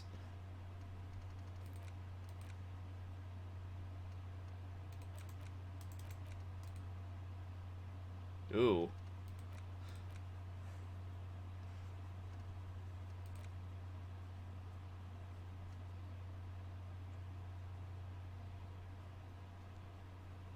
I want this, though. A cop and a hobo. Hobo cop. Upsides can be disheveled, doesn't have to wash, carries himself with a large gusto.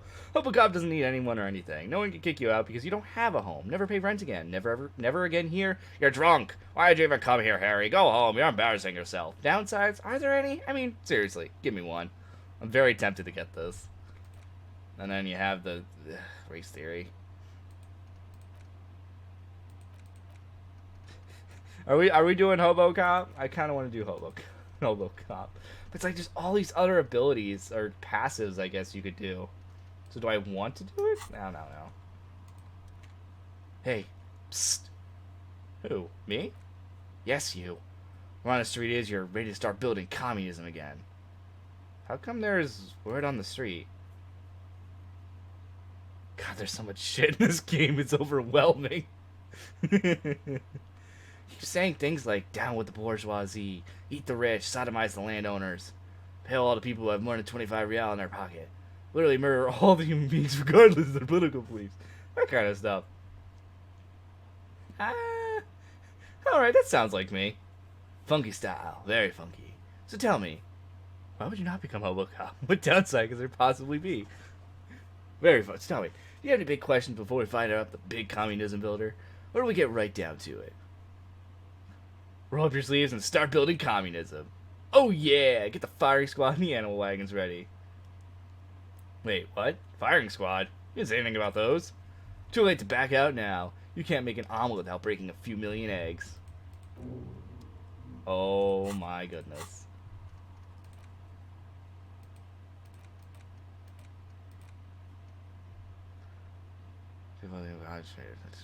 Fear took the world, never returned again. They were right, until he woke up today. A spiritual corpse responded only to the call of Commodore Red, prostitutes, and Krasmazov. For him, communism is still a thing. He will single-handedly raise the commune of O2 from the oceanic trench where it has been resting, covered in ghosts and seaweed. He is the big communism builder. Come, witness his attempts to rebuild communism in the year 51. This fucking game. I swear, it's so fucking ridiculous. Alright, this one will do. Kind of sucks we lost a bit of logic, though. But we'll do this, because why not? Fuck it, we'll also do Hobocop. We can't do... Can't do it yet. Okay, that's fine.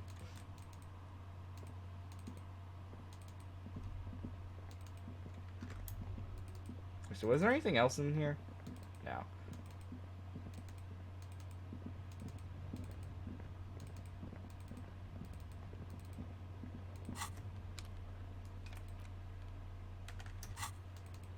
I just realized this. The day's gonna end and we don't have a home because we don't have enough money to pay our debt. So we might become Hobocop whether we like it or not.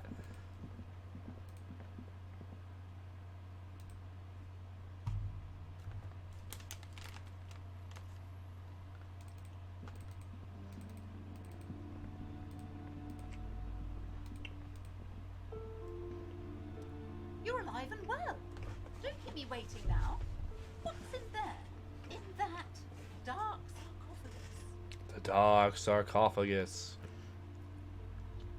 Yes, how was it? Tell her how ghastly it was. You know, it's what she wants to hear.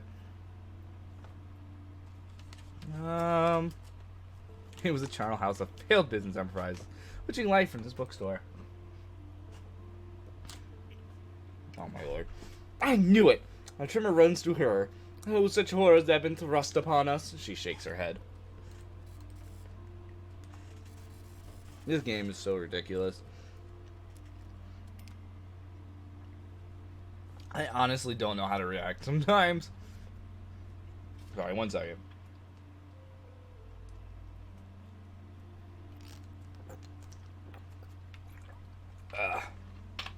Alright. I talked to the entity you told me about. Her name is Neha, and she's a novelty dice maker. A novelty dice maker? Her eyes widen. Well, spit it out. What does she need the dice for? Some kind of sorcery? Sometimes they use ankle bones of sheep. Oh, God. Here she's gonna be a Karen again. No, ma'am. I have felt her aura. She is not the one to blame for this curse. She looks perplexed. I don't understand. If it's not her, where is the source of the doom? How did she explain the curse? The narrative she's built herself. It does need tearing down. Just don't say you don't have any answers yet. It certainly is killing her.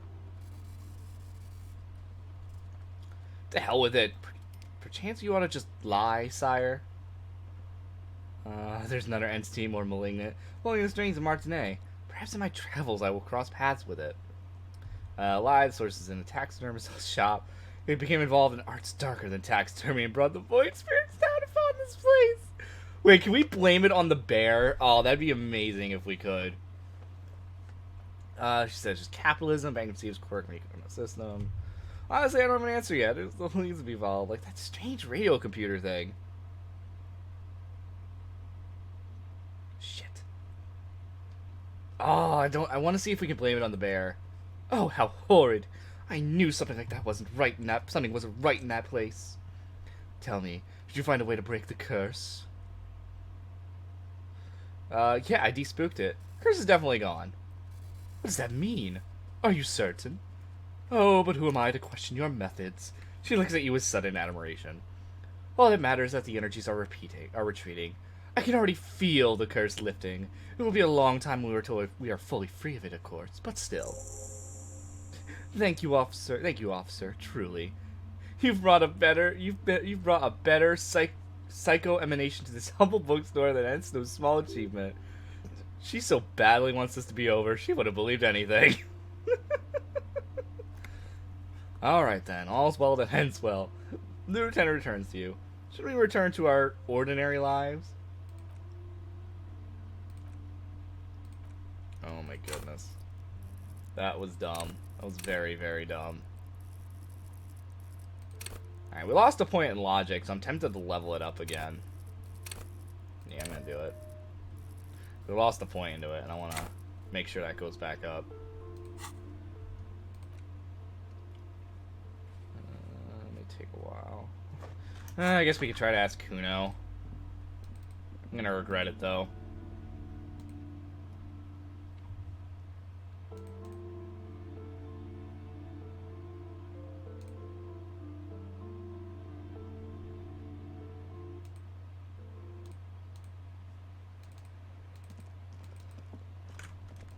Well, I guess get ready to turn down your headphones, because Kuno's voice is ear-grating.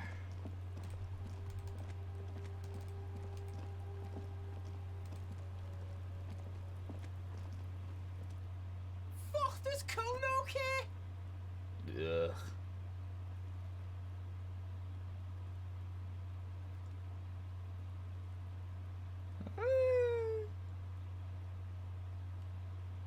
Hold on, before it doesn't finger. Before I even remotely talk to this little shit stain again, I'm gonna save so I can get those checks. Fuck, does Kuno care? I do not like this child already. Kuno, I keep throwing up and I can't investigate the body at all. Yeah, like a fucking volcano. Kid is mimicking violent puking noises. Fucking pathetic. Lucky you didn't die. Yeah, also, yeah. Maybe you got some advice for me? I mean, you were obviously handling it quite well. Yeah, Kuno's got some advice for you. Kid looks to his left and his right and leads towards you. What are you, like 80, right? You should stop embarrassing yourself in front of a fucking kid. Perhaps you could compress this negative energy and turn it into some sort of Kunified non-vomiter? Kunified non-vomiter, here I come. Kuno, I found your shack. Found Kuno's secret door to Kuno's secret shack? It was closed for 5,000 years. How the fuck did you get in? I phase shifted through the roofing material. Shit. Get the fuck out of here. You can't do that. You can't do that, Kuno. He's trying to fuck with you again. Pigs can't displace. Can't do the teleport shit, says to himself and then turns to you. How'd you like it in there, piggo boy? Kuno's got a lot of cool shit, right? What's with the pig head? Oh, that. Picks a bit of dirt from his fingernail. Kuno decapitates pigs. That's just a Kuno demo tape. Cool pig head. I like it. I want two. This one. What's your head? It's shit. What the fuck? What? He's like, were we just asking him to kill us? Excuse me? He looks confused. What is this shit? Fucking on yourself? This is weird level shit. Kuno doesn't go there. Fuck your shit back to normal. What is this? Well played. No one saw that coming. On a plate covered with powder residue. Know anything about it? That's where Kuno gets his daily hit of electric. Kuno's Shazam. Kuno rides the fucking lightning in there, pig. Bet you'd like to ride the lightning too, wouldn't you? You feel tired and old, but you could have that sparkle in your eye. What's with the tube of magnesolum, Kuno? It's a vitamin, pig. Don't you know anything? He looks at you like you just pointed at the sun and asked what it was. You could use some. It's magnesium, right? Yeah, it's the mag. You fucking need that shit to stay on top of your game. Kuno goes through like a tube a day. Rips a mag like a motherfucker. You can use a barrel. Don't teach him, Kuno. He's gonna use it against you, Kuno. I know all about the magnesium. I rock it all the time. He looks at you, eyes bulging. You're not getting this, pig. Completely takes away the hangover. It's like you didn't do anything. You stayed home playing with your choo-choo. Fuck you, pig. Don't do mag. You're gonna OD and you're gonna fucking die.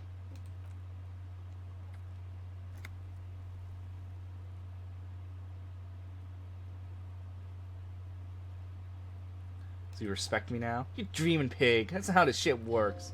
A little, but don't expect anything to change. Alright. We're gonna cheat. We're gonna cheat right now. Fuck this Kuno kid! wait, let's see what the failures are. Nah. We're gonna try this.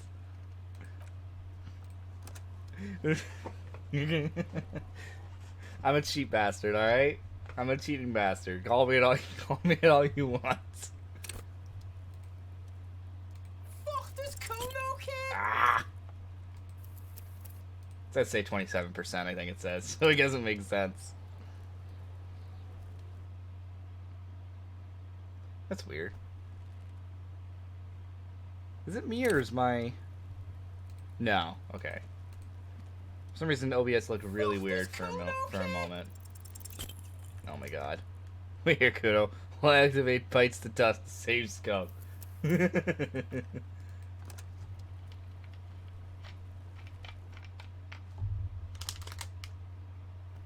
I just want to be done dealing with this kid, and I feel like if I get this check done, we're pretty much set. Although we're gonna consistently hear him say, "Fuck this kid, I don't care."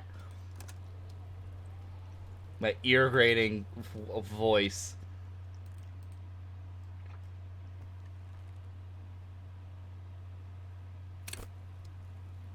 God, I really hate you, Kuno. Shut up. God damn it.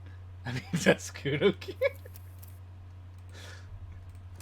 Wow, I was not expecting us to fail this many times. I figured I'd get a little lucky now with a 20. Well, I'm not actually reading what the percentage is, which is kind of my fault, but... What actually is our percentage?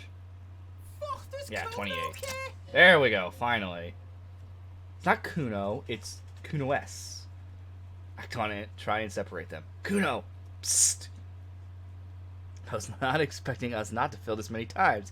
Me to myself every day. Fuck you whispering about? He whispers back. He's whispering too. He's going with it. But watch what happens.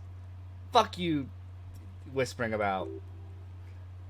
She puts extra stress into that word, expecting it will make you uncomfortable. Kuno wants to whisper, he's gonna fucking whisper, okay? Turns back to you and hunkers down. Let's whisper, pig. You're being a coward and not doing the Kuno voice. I don't know how you expect me to do that depraved voice. This is it. You've got him. But be careful. You can still fuck up. Don't make Kuno look bad in all this.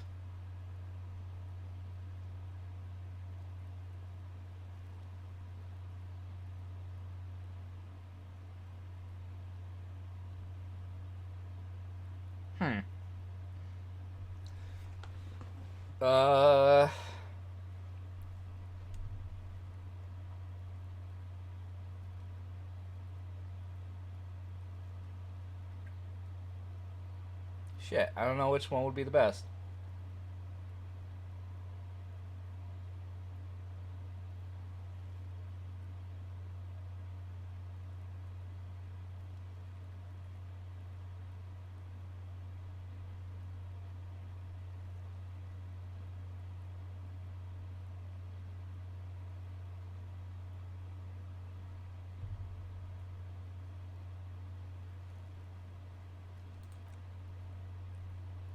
Crazy, he whispers. You know the half of it.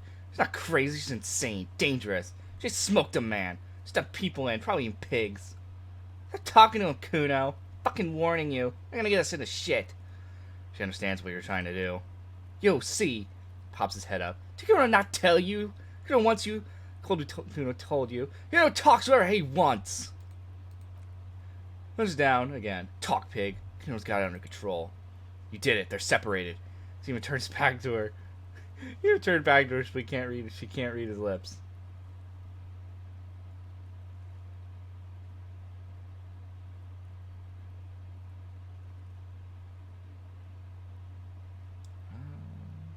You think she has anything to do with the dead man? Yeah, she would have liked to fuck him up.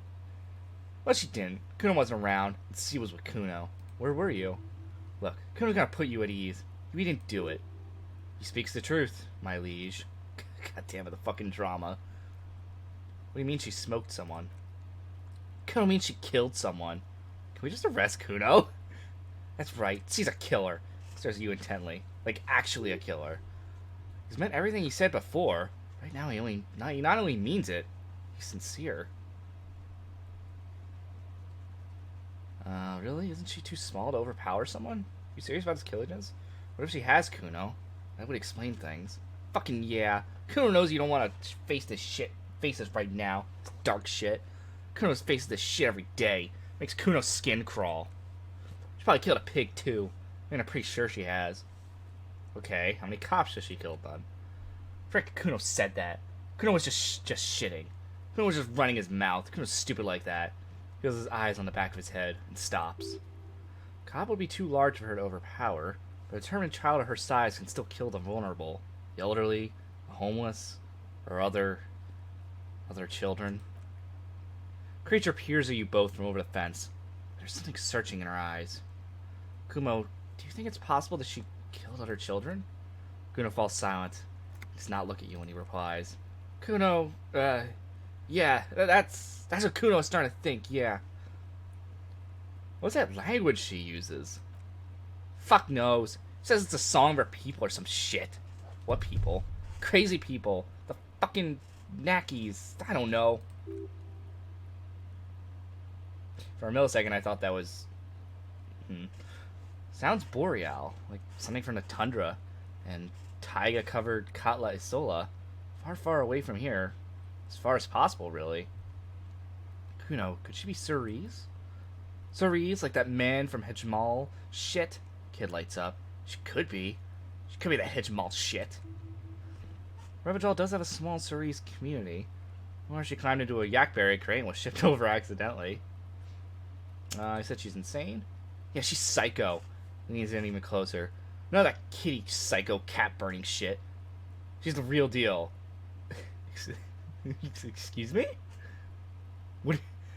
I didn't realize there was different, like, varieties. I guess everyone's gonna say, whatever. Whoa. Yeah. He watches it sink in. What's the real deal? Snuff radio shit. Believe me, pig. You don't want to know. Is she your sister?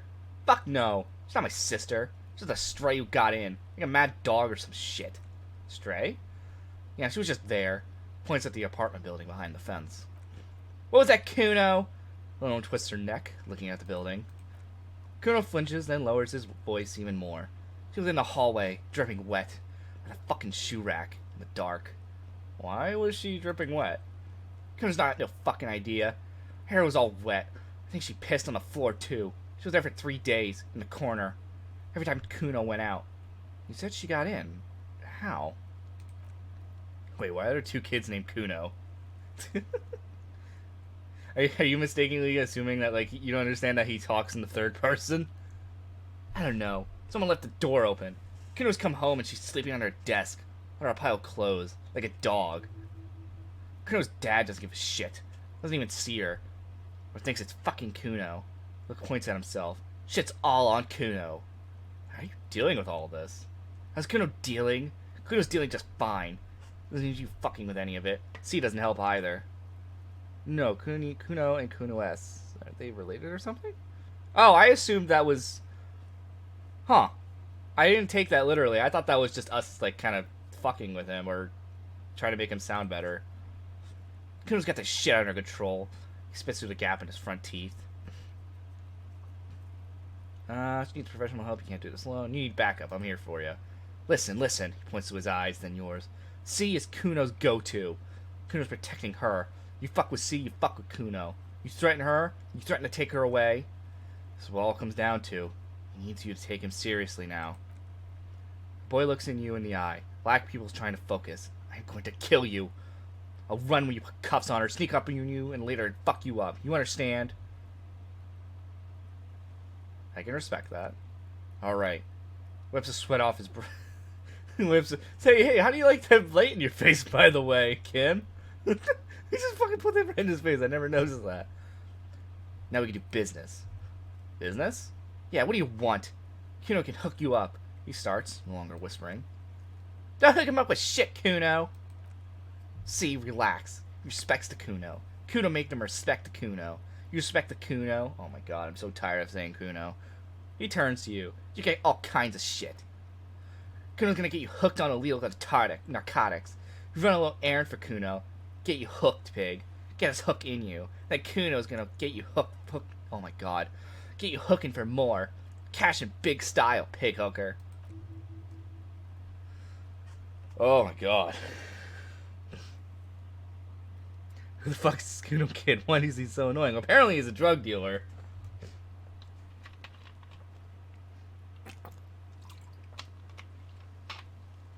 Ugh. That's right. Kuno's a candy store for pigs now.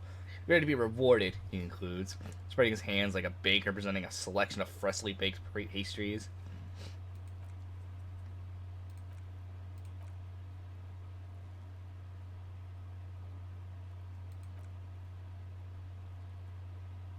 Yeah, to kid him, Kuno. Fuck you want. Ladder, ever crime it?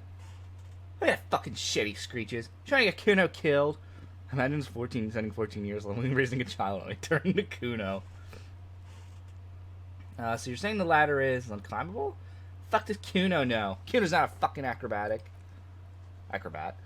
Lieutenant takes a quick note in his notebook. It's a trap, Kuno. Don't climb it, Kuno. The dead man's clothes were in a trash container. How did they get there?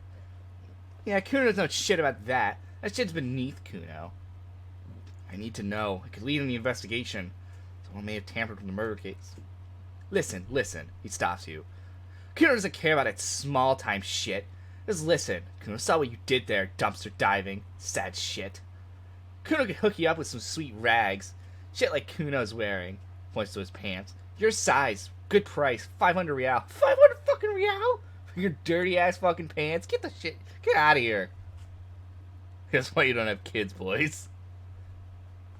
Wait, I asked you what happened to his clothes. He must have seen them lying around. They're tamey. Just got pants. Look, Kuno ain't seen shit lying around. Except for that up there. Points to the cadaver. They want performance gear or not, Grandpa? It's alright. It has a few moments that it's a little slow. Like a certain man at the, oh my god, I forgot what it was called. Whatever. There was just one guy that just would not stop talking. There are some funny moments, though, too. It's definitely mixed. I've so far been pretty mixed on it, to be honest. Like, I definitely have a few moments where I'm laughing or I get very interested.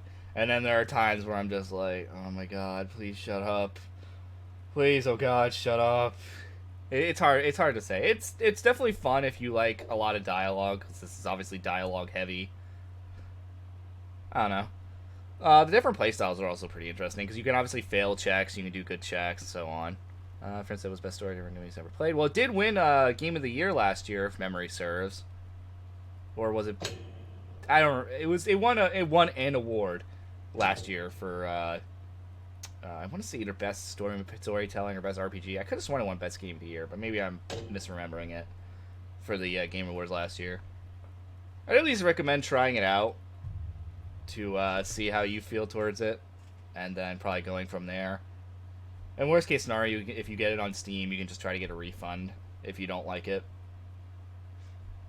I am always up for story-driven indie games. as well. Chase silent, but his expression couldn't say "I told you so" any louder. All right, entertain me. What's so great about these pants? Pig, these are foam modulars. Liquid fit, form its crotch, urban survival shit. Made in Morova by scientists.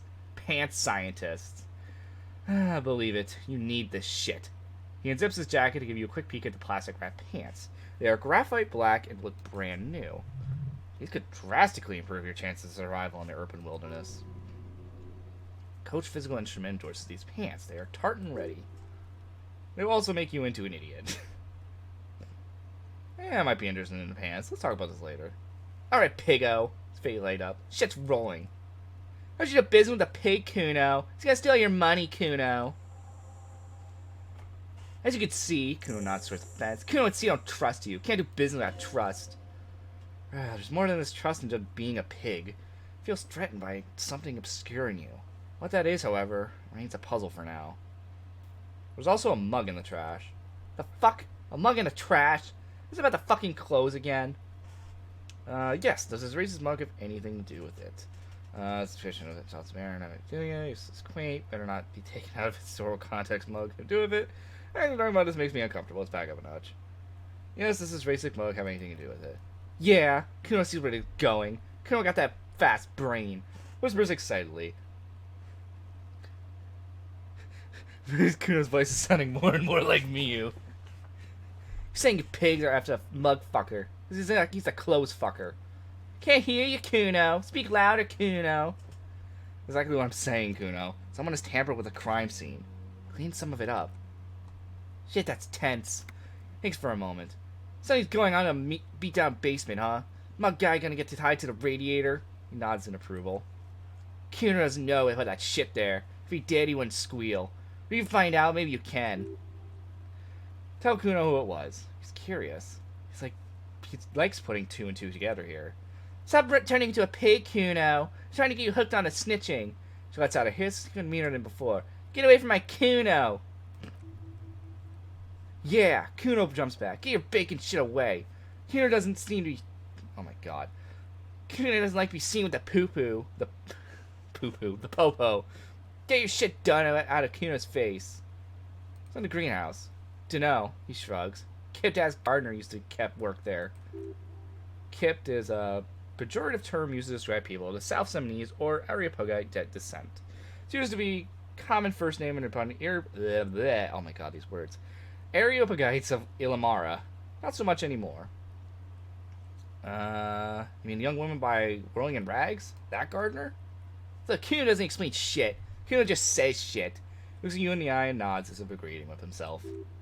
Yeah, her. What was she doing in the greenhouse in March anyway? What kind of gardening is done in March? I should ask her about it. Yes, it seems suspicious. You don't like things being like that. Suspicious. Oh god. Huh. That's not bad stat-wise, but I don't know. We'll see what happens. What's it about you running an errand and illegal narcotics, Kuno? Kuno gets it from his dad. Kuno and his dad are major suppliers. His eyes bulge, their veins reaching out like tree branches. Ew! That's where Kuno gets his lightning on. Problem is, Kuno and his dad are a little falling out. No junkies clawing at Kuno's door. Street's going mad. Kuno's gonna throw his dirty popo man at it. Okay. Dirty popo man is you. He nods at the building behind him. In there's Kuno's violent dad on steroids. Kuno's dad does steroids and speed. If you could take him, you can have half the speed. Who is your dad, Kuno? Kuno's dad is a fucking monster. He says proudly. He's the most violent man in Revachol. He don't give a shit about a single thing. He drinks too. Are you sure you can take the most violent man in Revachol? In your condition? How much material are we talking about? Like half, he says very confidently. Half of what? A baggie. Like this in the vial.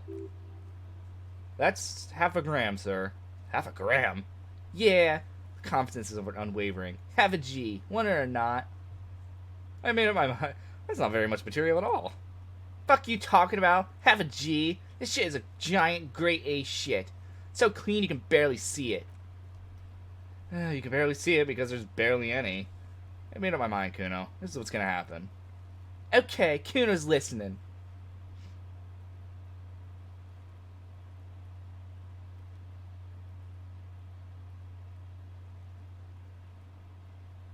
Hmm.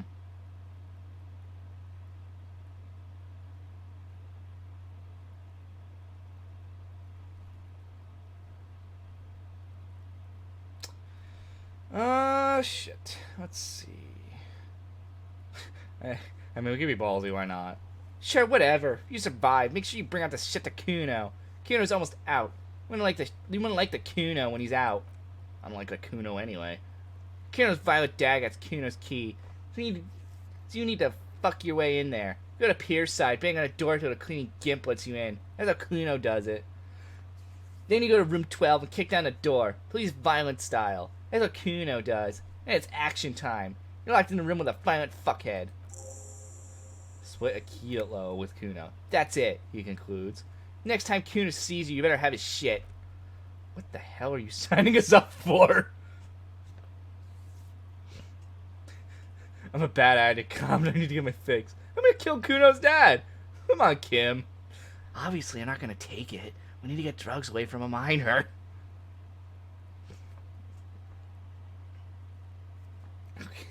Fuck, it would be nice.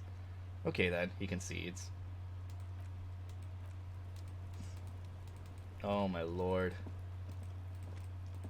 Alright, I feel like we'll talk to the gardener, and it'll probably be the end of the day at that point. The nice one here who gave us these very fashionistic goggles. Gave me vagina late in my 30 minutes now. I cannot see. Tell me, what exactly have you been doing in your greenhouse in March? Well, she points to her wheelbarrow, surprised at the question. This might be the last snow we get. At least I hope so. Kim, why are we doing this? I just want the body off the tree. I've been trying to get the body off the tree for the whole day. Snow has nutrients in it. Helps everything green up in the springs. In spring. At least that's what my grandma always used to tell me. She smiles shyly. Yes, think about the cute grandma, not the weird snow.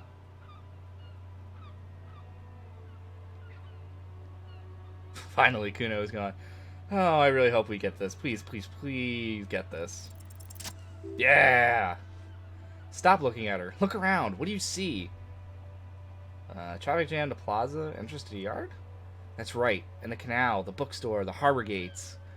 This is a great vantage point for keeping an eye on you. Oh, shit! It's bad enough when I watch you lick that stand and talk to that Karen woman. Now all this? Do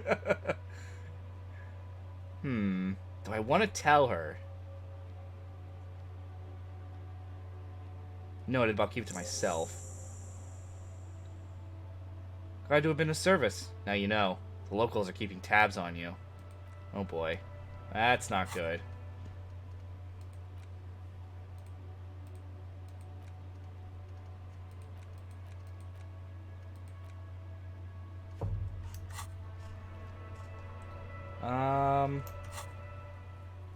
Alright, we still don't have a copy of the map of the town. Ugh.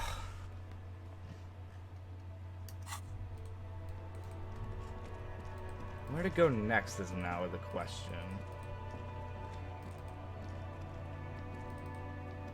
Well, we're still not going to have enough money to live in the whirling in rate. Actually, wait a minute. I just thought about that.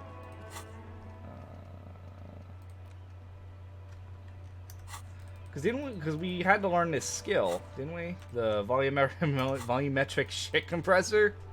Didn't we need that to finally get the body down, or no? I'm gonna try to see what happens if we go to this again. Worst case scenario, we might need to just cheese it again. Oh. +6. Shit compressed. Oh my lord. As you breathe in the odor, as you breathe in, the odor comes over you. It's a spell of the mind telling you to run, and your stomach to wring itself empty. With your hands at your side and your eyes squinting, you stand in It's a puzzle. What's hanging in front of you is a puzzle of decaying flesh, tattoos, and tendons. Do they always do that? They do after 7 days, yes. We're deep in decomposition here. Step closer. Oh my lord, we're finally investigating the body!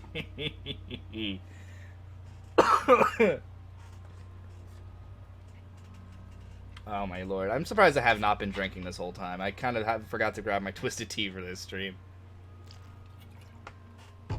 It's far too late for me to start drinking right now. Maybe tomorrow. Inspect the boots. We were caring about the shoes way back when. The material appears to be ceramatic. Its clean white strands in stark contrast to decaying flesh above the knee.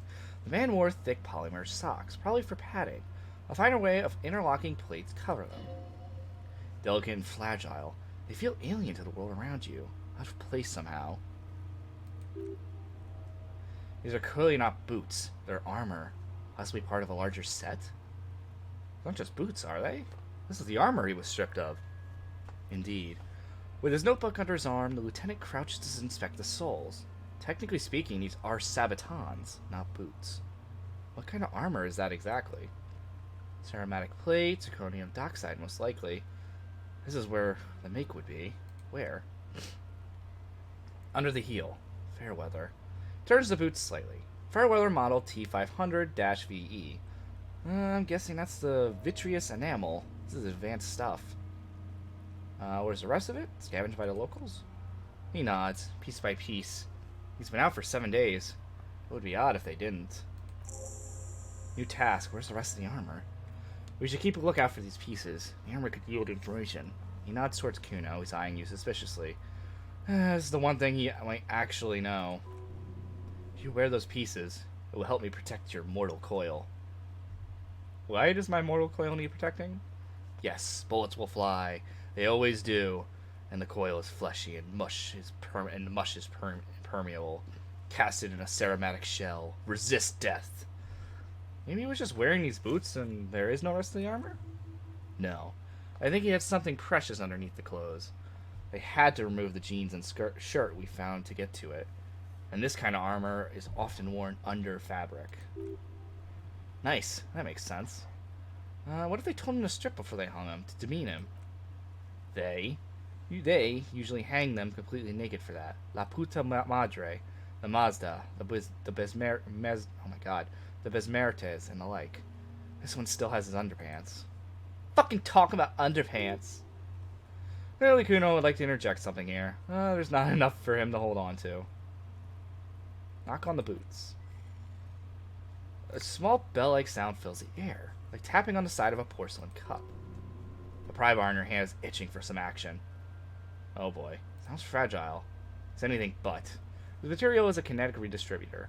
It spreads kinetic energy horizontally from plate to plate, dissipating it entirely. It points to the boot. See?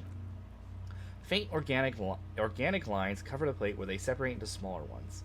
These plates then divide into smaller plates, until there are hundreds of them altogether. Like a whirl of floorboards, the design looks organic, influenced by highly resistant wood materials, like lignum vitae and ebony, perhaps. What does it remind me of? If trees were made of porcelain, this is what their cross-sections would look like. Run your finger over the lines. The smooth, glossy surface fractures into ever more intricate interconnections, peaking on the right sabaton, where you notice the whorls are in the shape of a letter and a number combination. E500, 100, 1000. Point to it. This looks like there's a serial number on the right sabaton. Good. Can you read it to me? He tips the dry balling pen point on his tongue. Okay. We have the make and a number that's something. We can use the radio and my Kanema when we're done. Either station can chase it for us. How could this man afford such expensive hardware? As for us to find out, he checks his notes. Mr. Gart implied he was security personnel for the harbor company. This confirms my own suspicions. Official report. Just something I scraped together from my station. An area report on the Martinet. I'm sure you did the same. Oh yes, we totally did that. I agree. This equipment is way beyond what a guard can afford. Pull the boot off. This feels dangerous. Are you sure? Better not even try. It is. It's expensive. I don't want to pull the body off and then it falls on us and then we die again. Expensive. Lieutenant draws a line in the condensation on the ceramatic with his index finger. We requested similar material for our tactical unit for years now. The constabulary deemed it too costly. In that time, we've lost 6 men to semi-automatics. How much are we talking about? For a full set? About 4 years' wage. For the northwest region of Revachol, an officer's average yearly income is 5,500 real, unadjusted for rank. Wait, my yearly pay is 5,500 real? Not too much, yes. Sounds puny. No wonder I can't pay my hostel bill. It's a sorry situation, I agree. Hold on. You know what we're trying. You know what we're doing.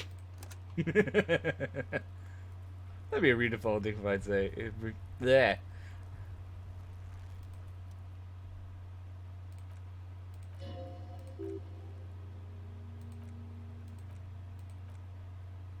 Pull the boot off. The stench fills your nostrils. As you push downward, an ominous creaking sound comes from above. Stop!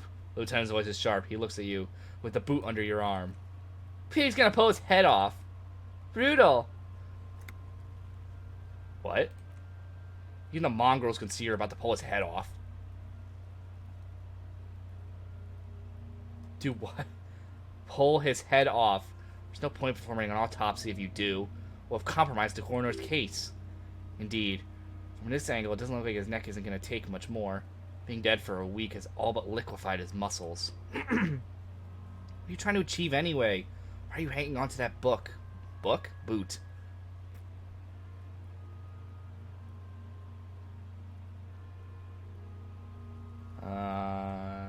We're not detectives, or maybe clues inside the boot.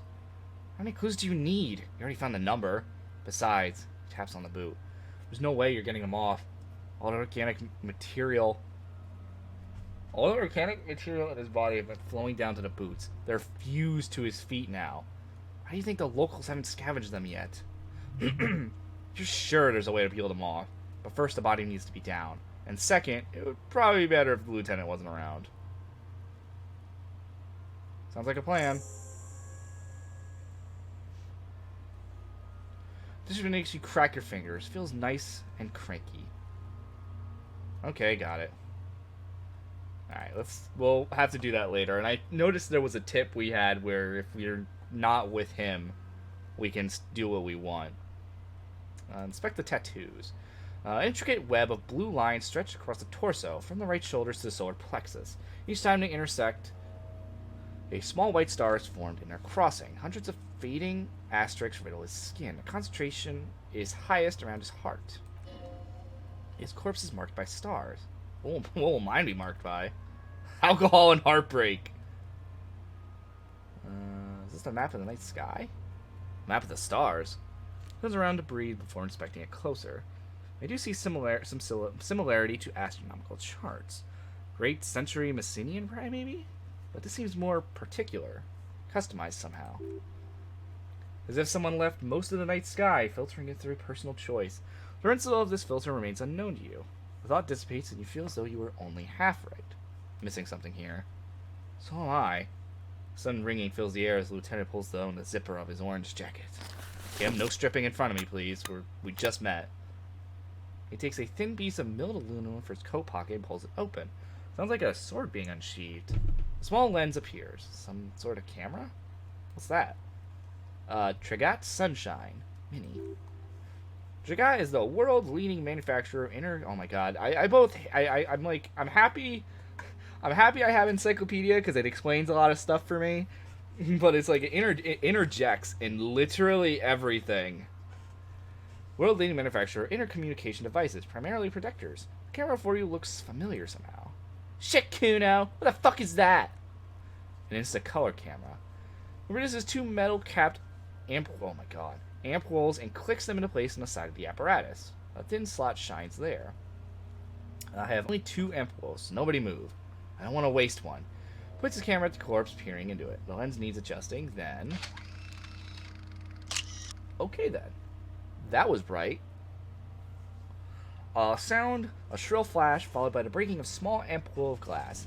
You see streams of color pour onto the thick, glossy piece of paper rolling out. On it, a color-perfect copy of the dead man's tattooed chest, in case we need it. The lieutenant says and shakes the paper, letting it dry out in the cold wind. Cool machine. Yes. Slides the camera closed and tucks away on his belt. It is pretty cool, isn't it? What do we need the photo for? It contains insight to the victim's person. By his build, I'd say this was a man of physical violence. The story he wanted his body to tell was important to him. It was his letter to us. Someone should decipher it. We'll need to show it around. Can I have it? I should look at it later. What about the corpse smell? Sure, just don't lose it. Hands you a piece of rolled up photo paper. It's no larger than a pack of cigarettes. Inspect the belt. The hangman's knot is pulled tight by the weight of the corpse below. Yellow, hard-edged polyester cuts into his neck. Above, a sliding buckle ties the belt to the branch. This is a steel-reinforced cargo lashing belt, big brother of the regular cargo belt. It's used for tying cargo under 6-rotor airships. Don't ask me how I know, but this is a lashing belt used for airlifting cargo. Ugh.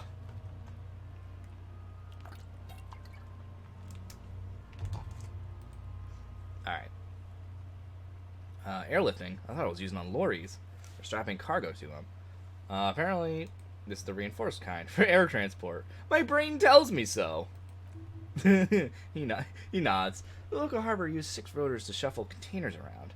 I get the sense they used whatever was on hand, without paying much attention and not incriminating themselves. We're assuming the dock workers from the harbor did it.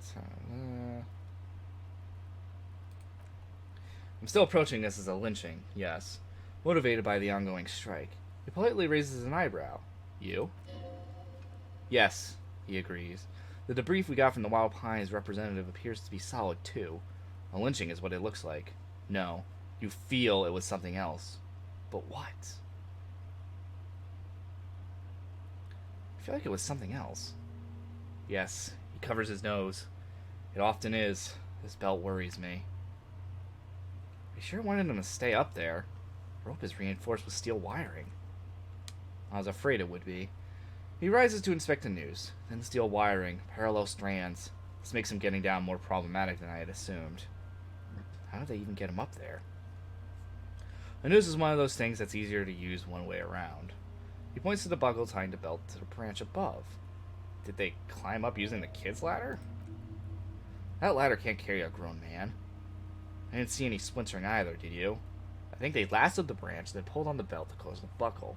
He makes a pulling motion. Could be. The shape of the branch supports the theory. So they threw it like a rope or like a lasso onto here and let it droop, then put him on it, I'm assuming? I'm assuming that's what they're getting at. Look him in the eye. His eyes are milky white and blind to the world, protruding comically from their sockets. There's no one home, just subaquatic terrors there.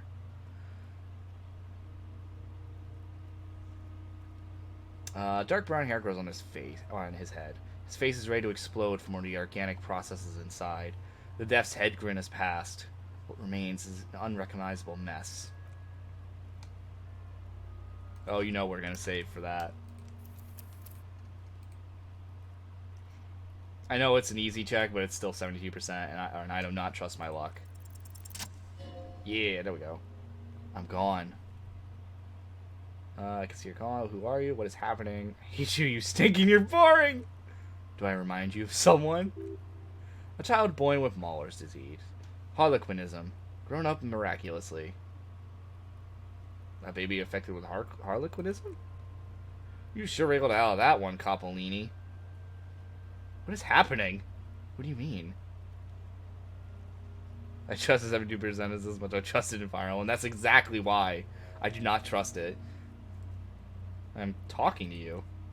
It's the power of your black frothy liquid starts bubbling on his lips. Imagination.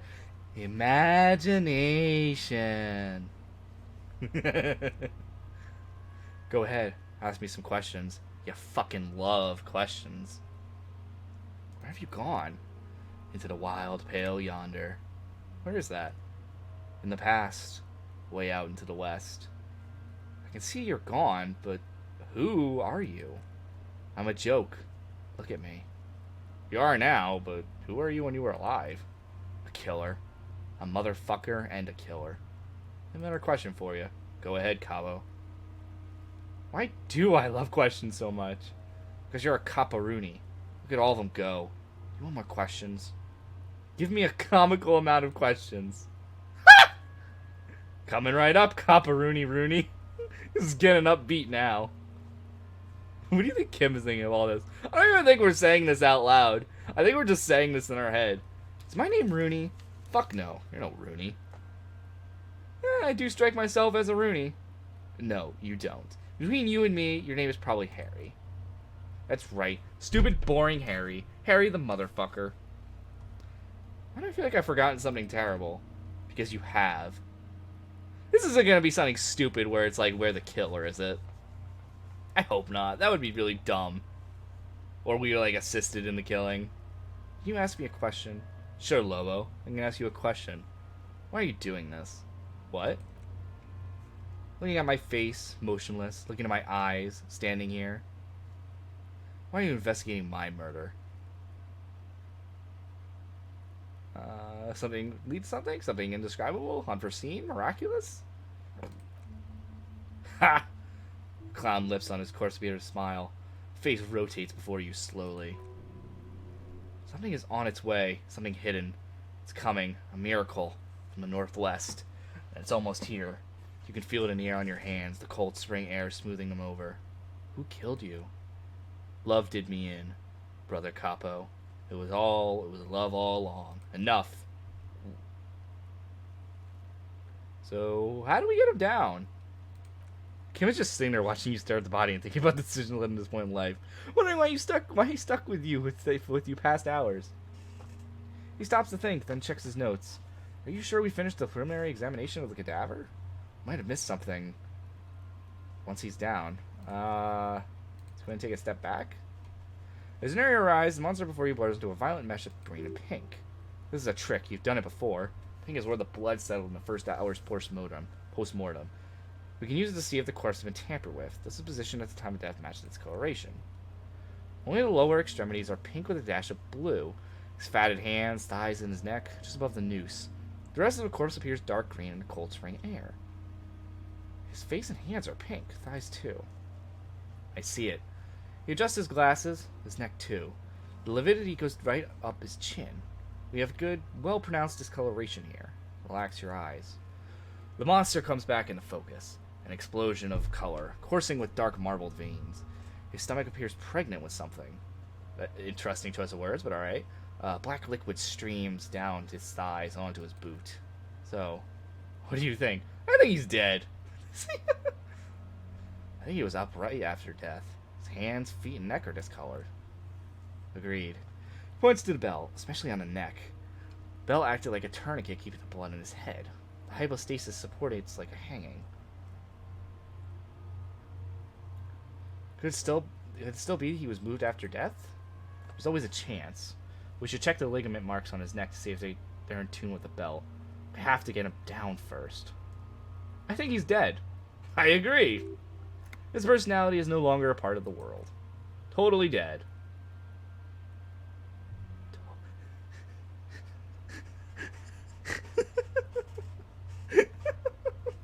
Deady dead dead dead dead. Dabba-doo-doo dead.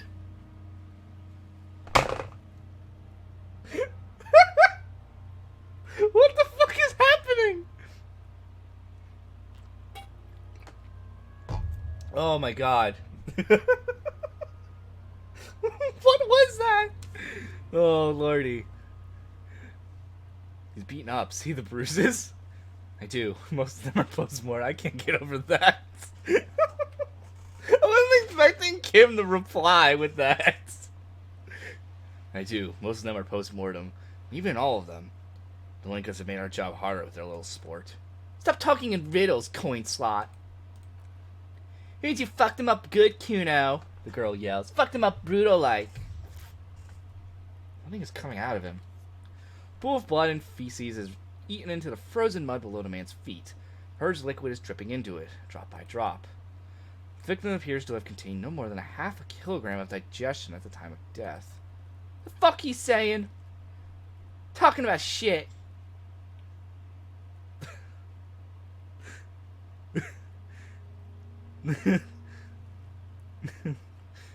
I only want to say this just because I've done this to someone who fucking called me that. Fuck it. Malicious laughter erupts in the yard. Sounds like seagulls. The lieutenant's face is made of stone.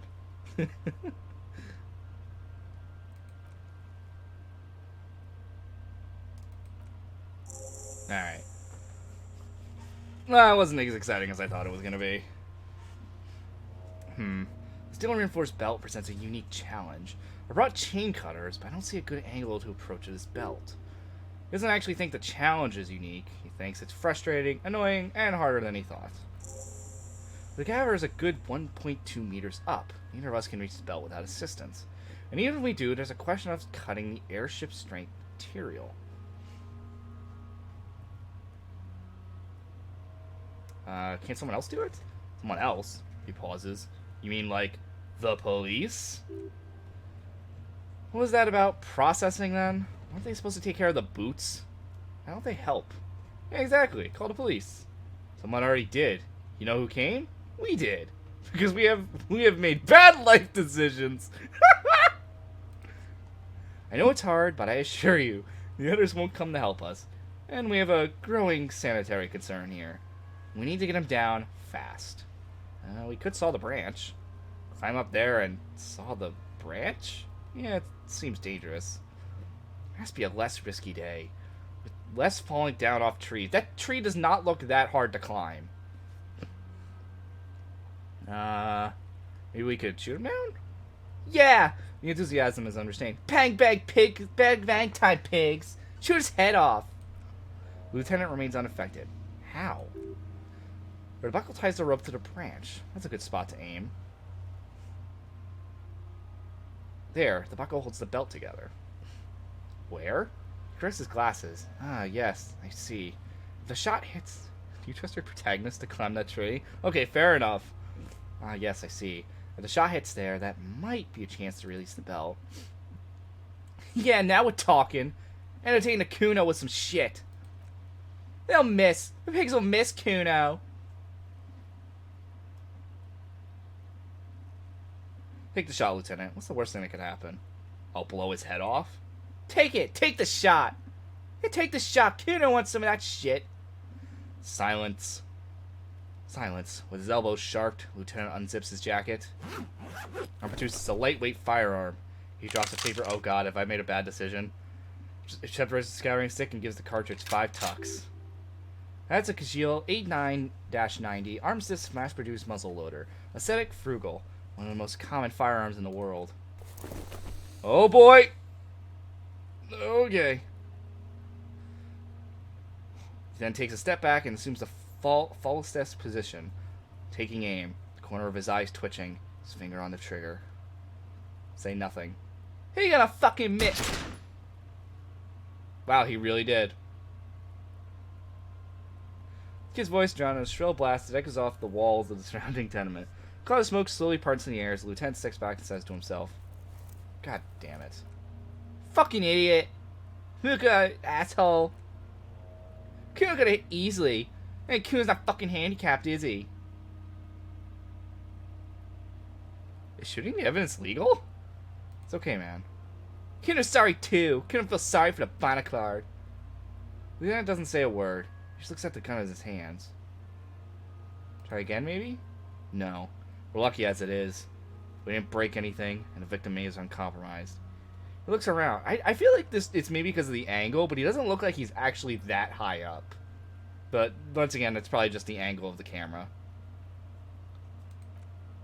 Any more mistakes could put us in an unfortunate position with the locals. They have eyes on us. I didn't do us any favors with that. What now? I have to say it. It's beginning to look unlikely we can get him down without assistance. Can I have the gun? I should try. It's as bad as it is. Us shooting firearms like punks. He pauses, then shrugs and proceeds to load the pistol at. Go ahead. I'm not stopping you. Just don't lose it. The piece shines in the outstretched hand. I only have one gun. The sorriest pair of pigs Kuno's ever seen. Save. I can't save now. Oh no! Feel the weight first. Cold piece of bakelite and gunmetal is surprisingly light. Your finger fits through the guard, singularly resting on the trigger. Fuck you waiting for, Kuno? Tell it to shoot itself in the mouth. Oh no. Oh no! Welcome comes the focus on your side. You stand with your feet planted. Oh my god, no! Oh shit! Oh shit! You can shoot! Ah! Red, you might be able to get your wish. Hold up. Hold up. Hold up. Hold up. Hold up. Can I save? Holy shit, wait. Is you Kuno?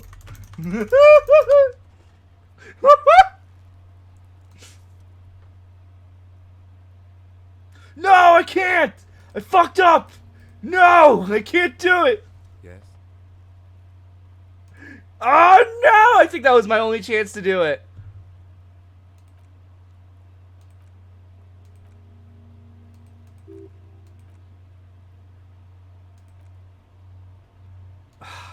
I'm so sorry, everyone. I'm so sorry. I'm so sorry. We had a chance to shoot him! No! Okay, someone else. I knew I should have said to save in a separate plot. Damn it.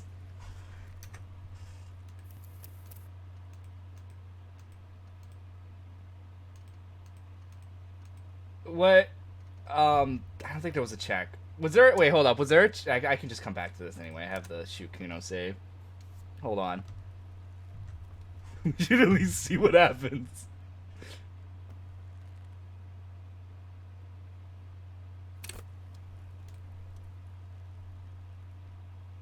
How do we get him down?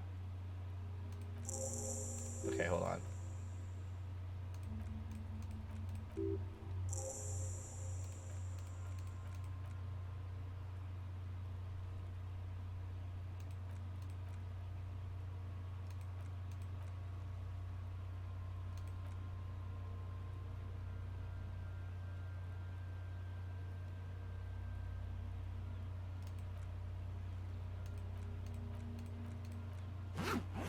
Thank you for going back in time to shoot the child.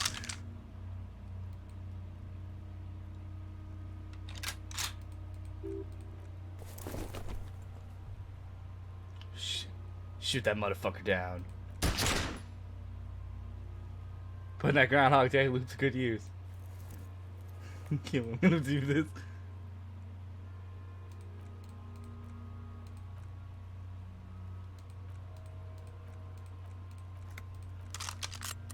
Feel the weight first. Put the gun to the belt. Put the gun to Kuno! Oh! Kuno is her! So it's not even Kuno. So Kuno S is her. Gotcha. So that's who the Kuno S is. I feel as though it would be dangerous to set this creature free to roam about the cosmos. Don't. You feel the lieutenant's hand on your shoulder. Guys. God, everyone. Get the fuck out that we can actually do this. What the fuck? What is this game? We're gonna shoot children. Is he, what the fuck?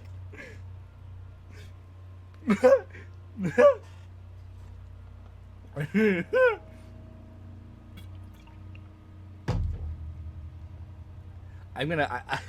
I hate you, Red. I'm gonna do it. If the pronunciation's gonna get used.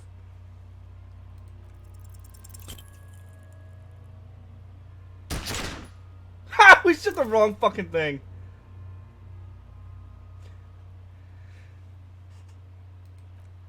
Moves focus right from the barrel. Strauss stands in the cloud. Her face is petrified. Then it begins to twist demonically. Whoa. Yeah, kid, I can see that. Yes, of course. Attempted child murder. That's not me.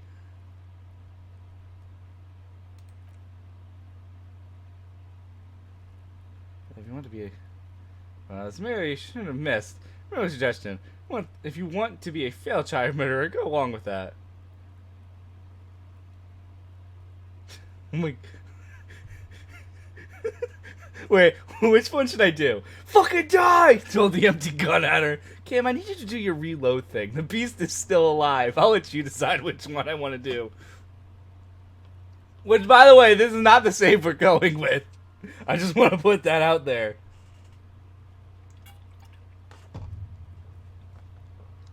So fucking die?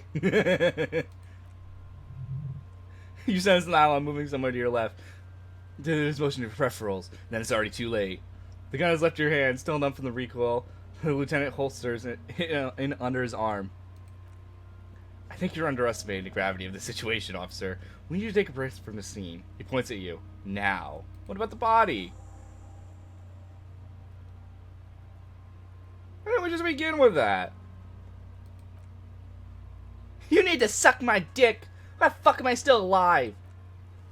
Oh, hold up. Okay. You know what I want to do right now. I'm so fucked up for wanting to do this. Oh, I'm going to prison. I'm going to prison, boys. I'm going to prison, everyone. Alright, let's get all this done first. That way we don't have to...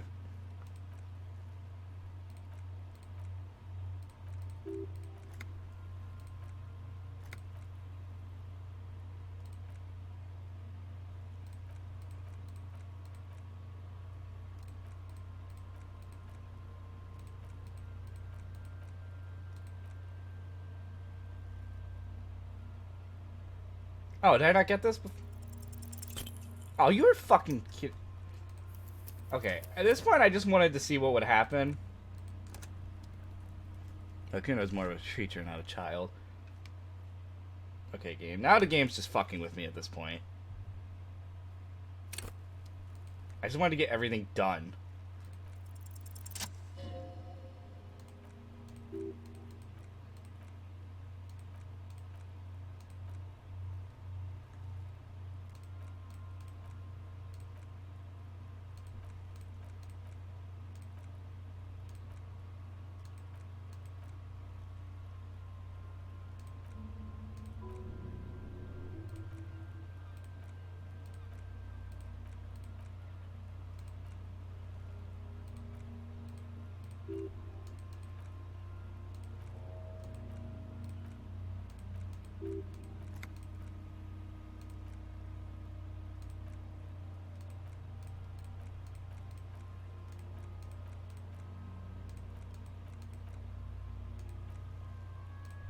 Alright. Now we'll save.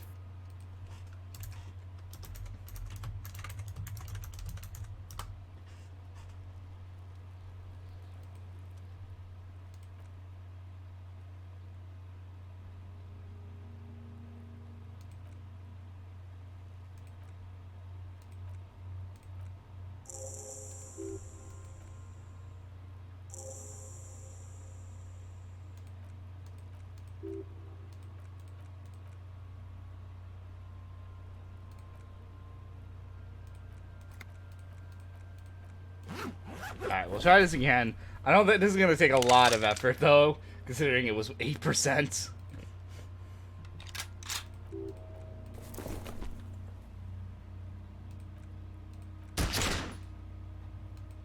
Can't believe I'm trying this hard for something so stupid.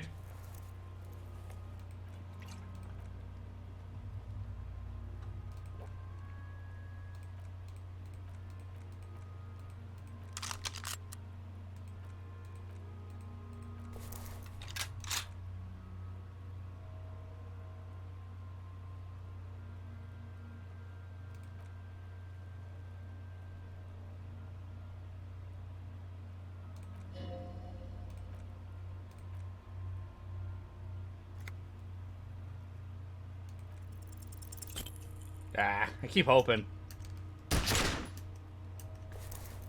Okay, being honest, does anyone actually really want to see this? Because otherwise, this is gonna take a lot more than the other one, than any of our other checks have been.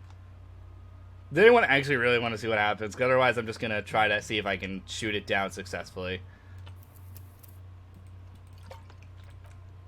I more want to see if we can actually shoot the body down successfully more than we can shoot a fucking kid. Jesus.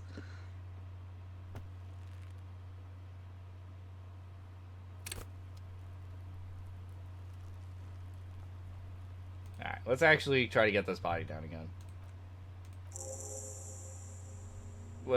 Feel free to tell me, Red, because I don't really care. Well, actually don't, because Manji wants to do it. So I guess don't spoil it for other people. If you want, you can DM me it on Twitter, what happens.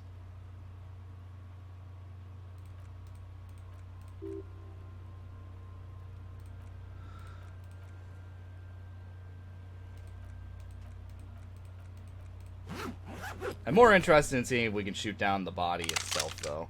Like our character taking the shot.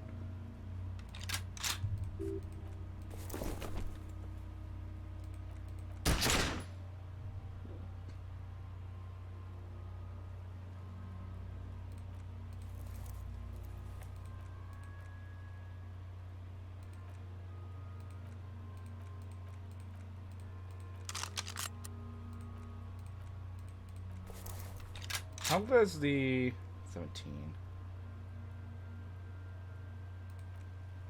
Field of view narrow. Blah, blah, blah.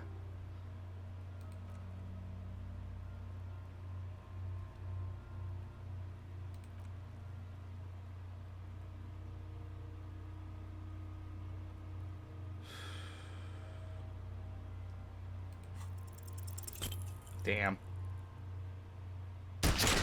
Oh, we shot the body.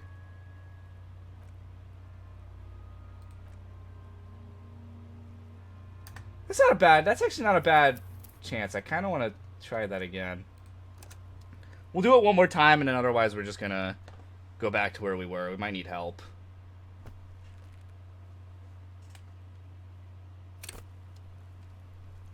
So we'll do it one more time, and otherwise we'll just have to... Ooh, one sec.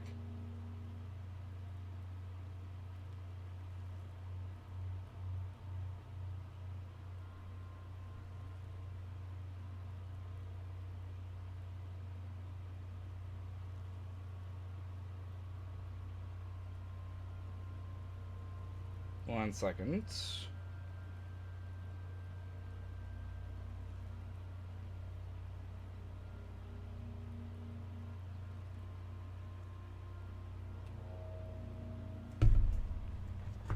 Alright, so one more time and then we'll call it for there. So yeah, it's getting a little late actually.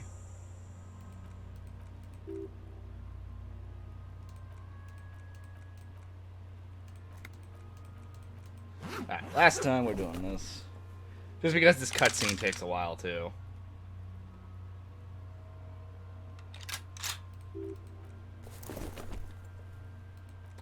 I just like how our character gets like all gussied up. It's like, yeah, do it. I'll watch you.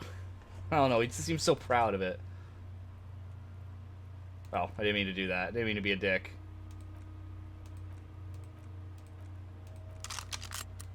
Feel the weight. Point the gun at the belt. Close your left eye. And one last chance. Hey, we got it!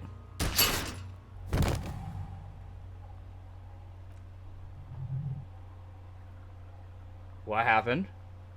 The buckle explodes into tiny pieces, coming loose with a whir. With your hand numb from the...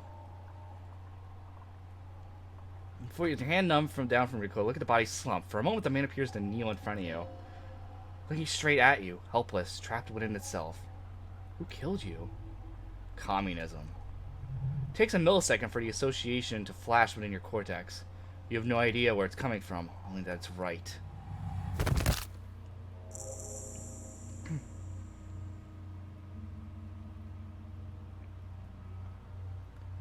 The narrator and his muscles gives up, and he smashes sideways into the spring mud, letting out a horrid stench. Task complete. Get the body down. You've been policed. Elysium, baby. Elysium. How did I do that? Who's laughing now, you little shit? How did I do that? By being a damn good shot. He says hi. Lieutenant raises his right hand, waiting for you to slap it. We can leave him hanging. I'm not going to be a dick. He says hi, a custom invented by the aerostatic brigades during the revolution, used to celebrate success in Revachol, especially in sports. The gesture is spread across the world, despite the defeat of revolutionaries themselves. Slap it. Wow, that sounds really bad out of context. Hell yeah, don't slap him with a gun in hand, Jesus. Lieutenant takes a little hop to perform the customary salutation. Your palm hurts from the slap. It's precise and down to the point. I knew you guys were... His voice is deeply disapproving. Yeah, where this got a problem with it. Fuck yeah. Kuno cracks with laughter. Sounds like someone's strangling a seagull. It's clearly enjoyed himself. Oh, fuck you. We'll now perform a field autopsy and determine the cause of death. But before, excuse me, he needs to turn away from the corpse. It looks like I feel like taking a break from the stench. I'm sorry to interrupt the jubilations here. Just a little breather before we do the autopsy.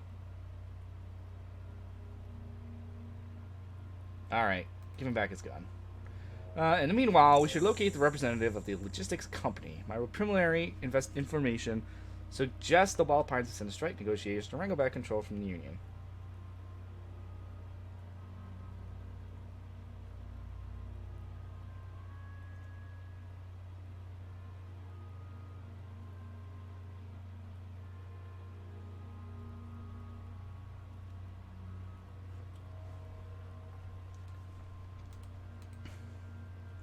I bet she has a fresh perspective for us to offer us. Since we've already talked to Everard and Harbor, that interview is done. For better or for worse. Is this the famous list of initial interviews? Yes, he nods slowly. And those were the interviewees. Let's go.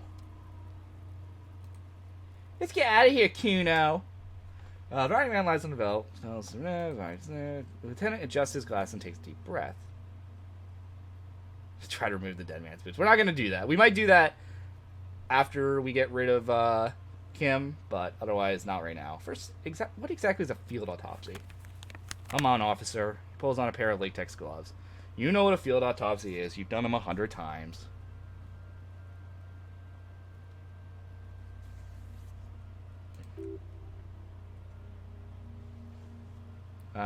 We do know is that 18.9 kilometers, dormant shield volcano, Corvus Menotti is the world's hottest summit. What the fuck? Dude, we really are like the most random trivia guy ever. Top 20 was the death knell of disco, but what a field autopsy is, you have no idea. Why don't you know? What use are you? You must have me confused with the Copopedia. Who's the Copopedia? I think I need to talk to him. You, sir, you are the Copopedia. Clap your glove hands. Let's get back to this later. I hope we do. Covers its nose. Getting really late for an autopsy. Alright, I'm gonna save. Only gone for almost 3 hours.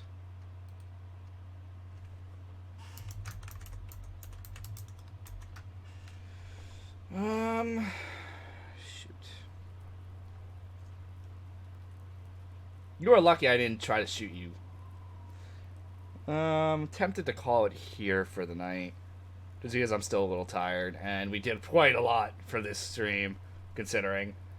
But, yeah, I think I'm gonna... Aren't we almost an hour after working hours? But I think I'm gonna call it here, everybody. Tomorrow, we will work on the autopsy, and probably end up finishing the first day. But, otherwise, I think this wasn't bad. I definitely kind of got worried with the last stream for Disco that this was kind of going to be kind of a boring game, but the things that happened here I was pretty happy about. There were some funny, interesting moments, some entertaining moments, so I don't know. I was actually kind of debating on stopping streaming the game, mainly because I got a little bored, admittedly. But I'm kind of glad to see that it's starting to pick up again. But yeah, until then, next time, everybody, we'll continue tomorrow on the autopsy. Till then.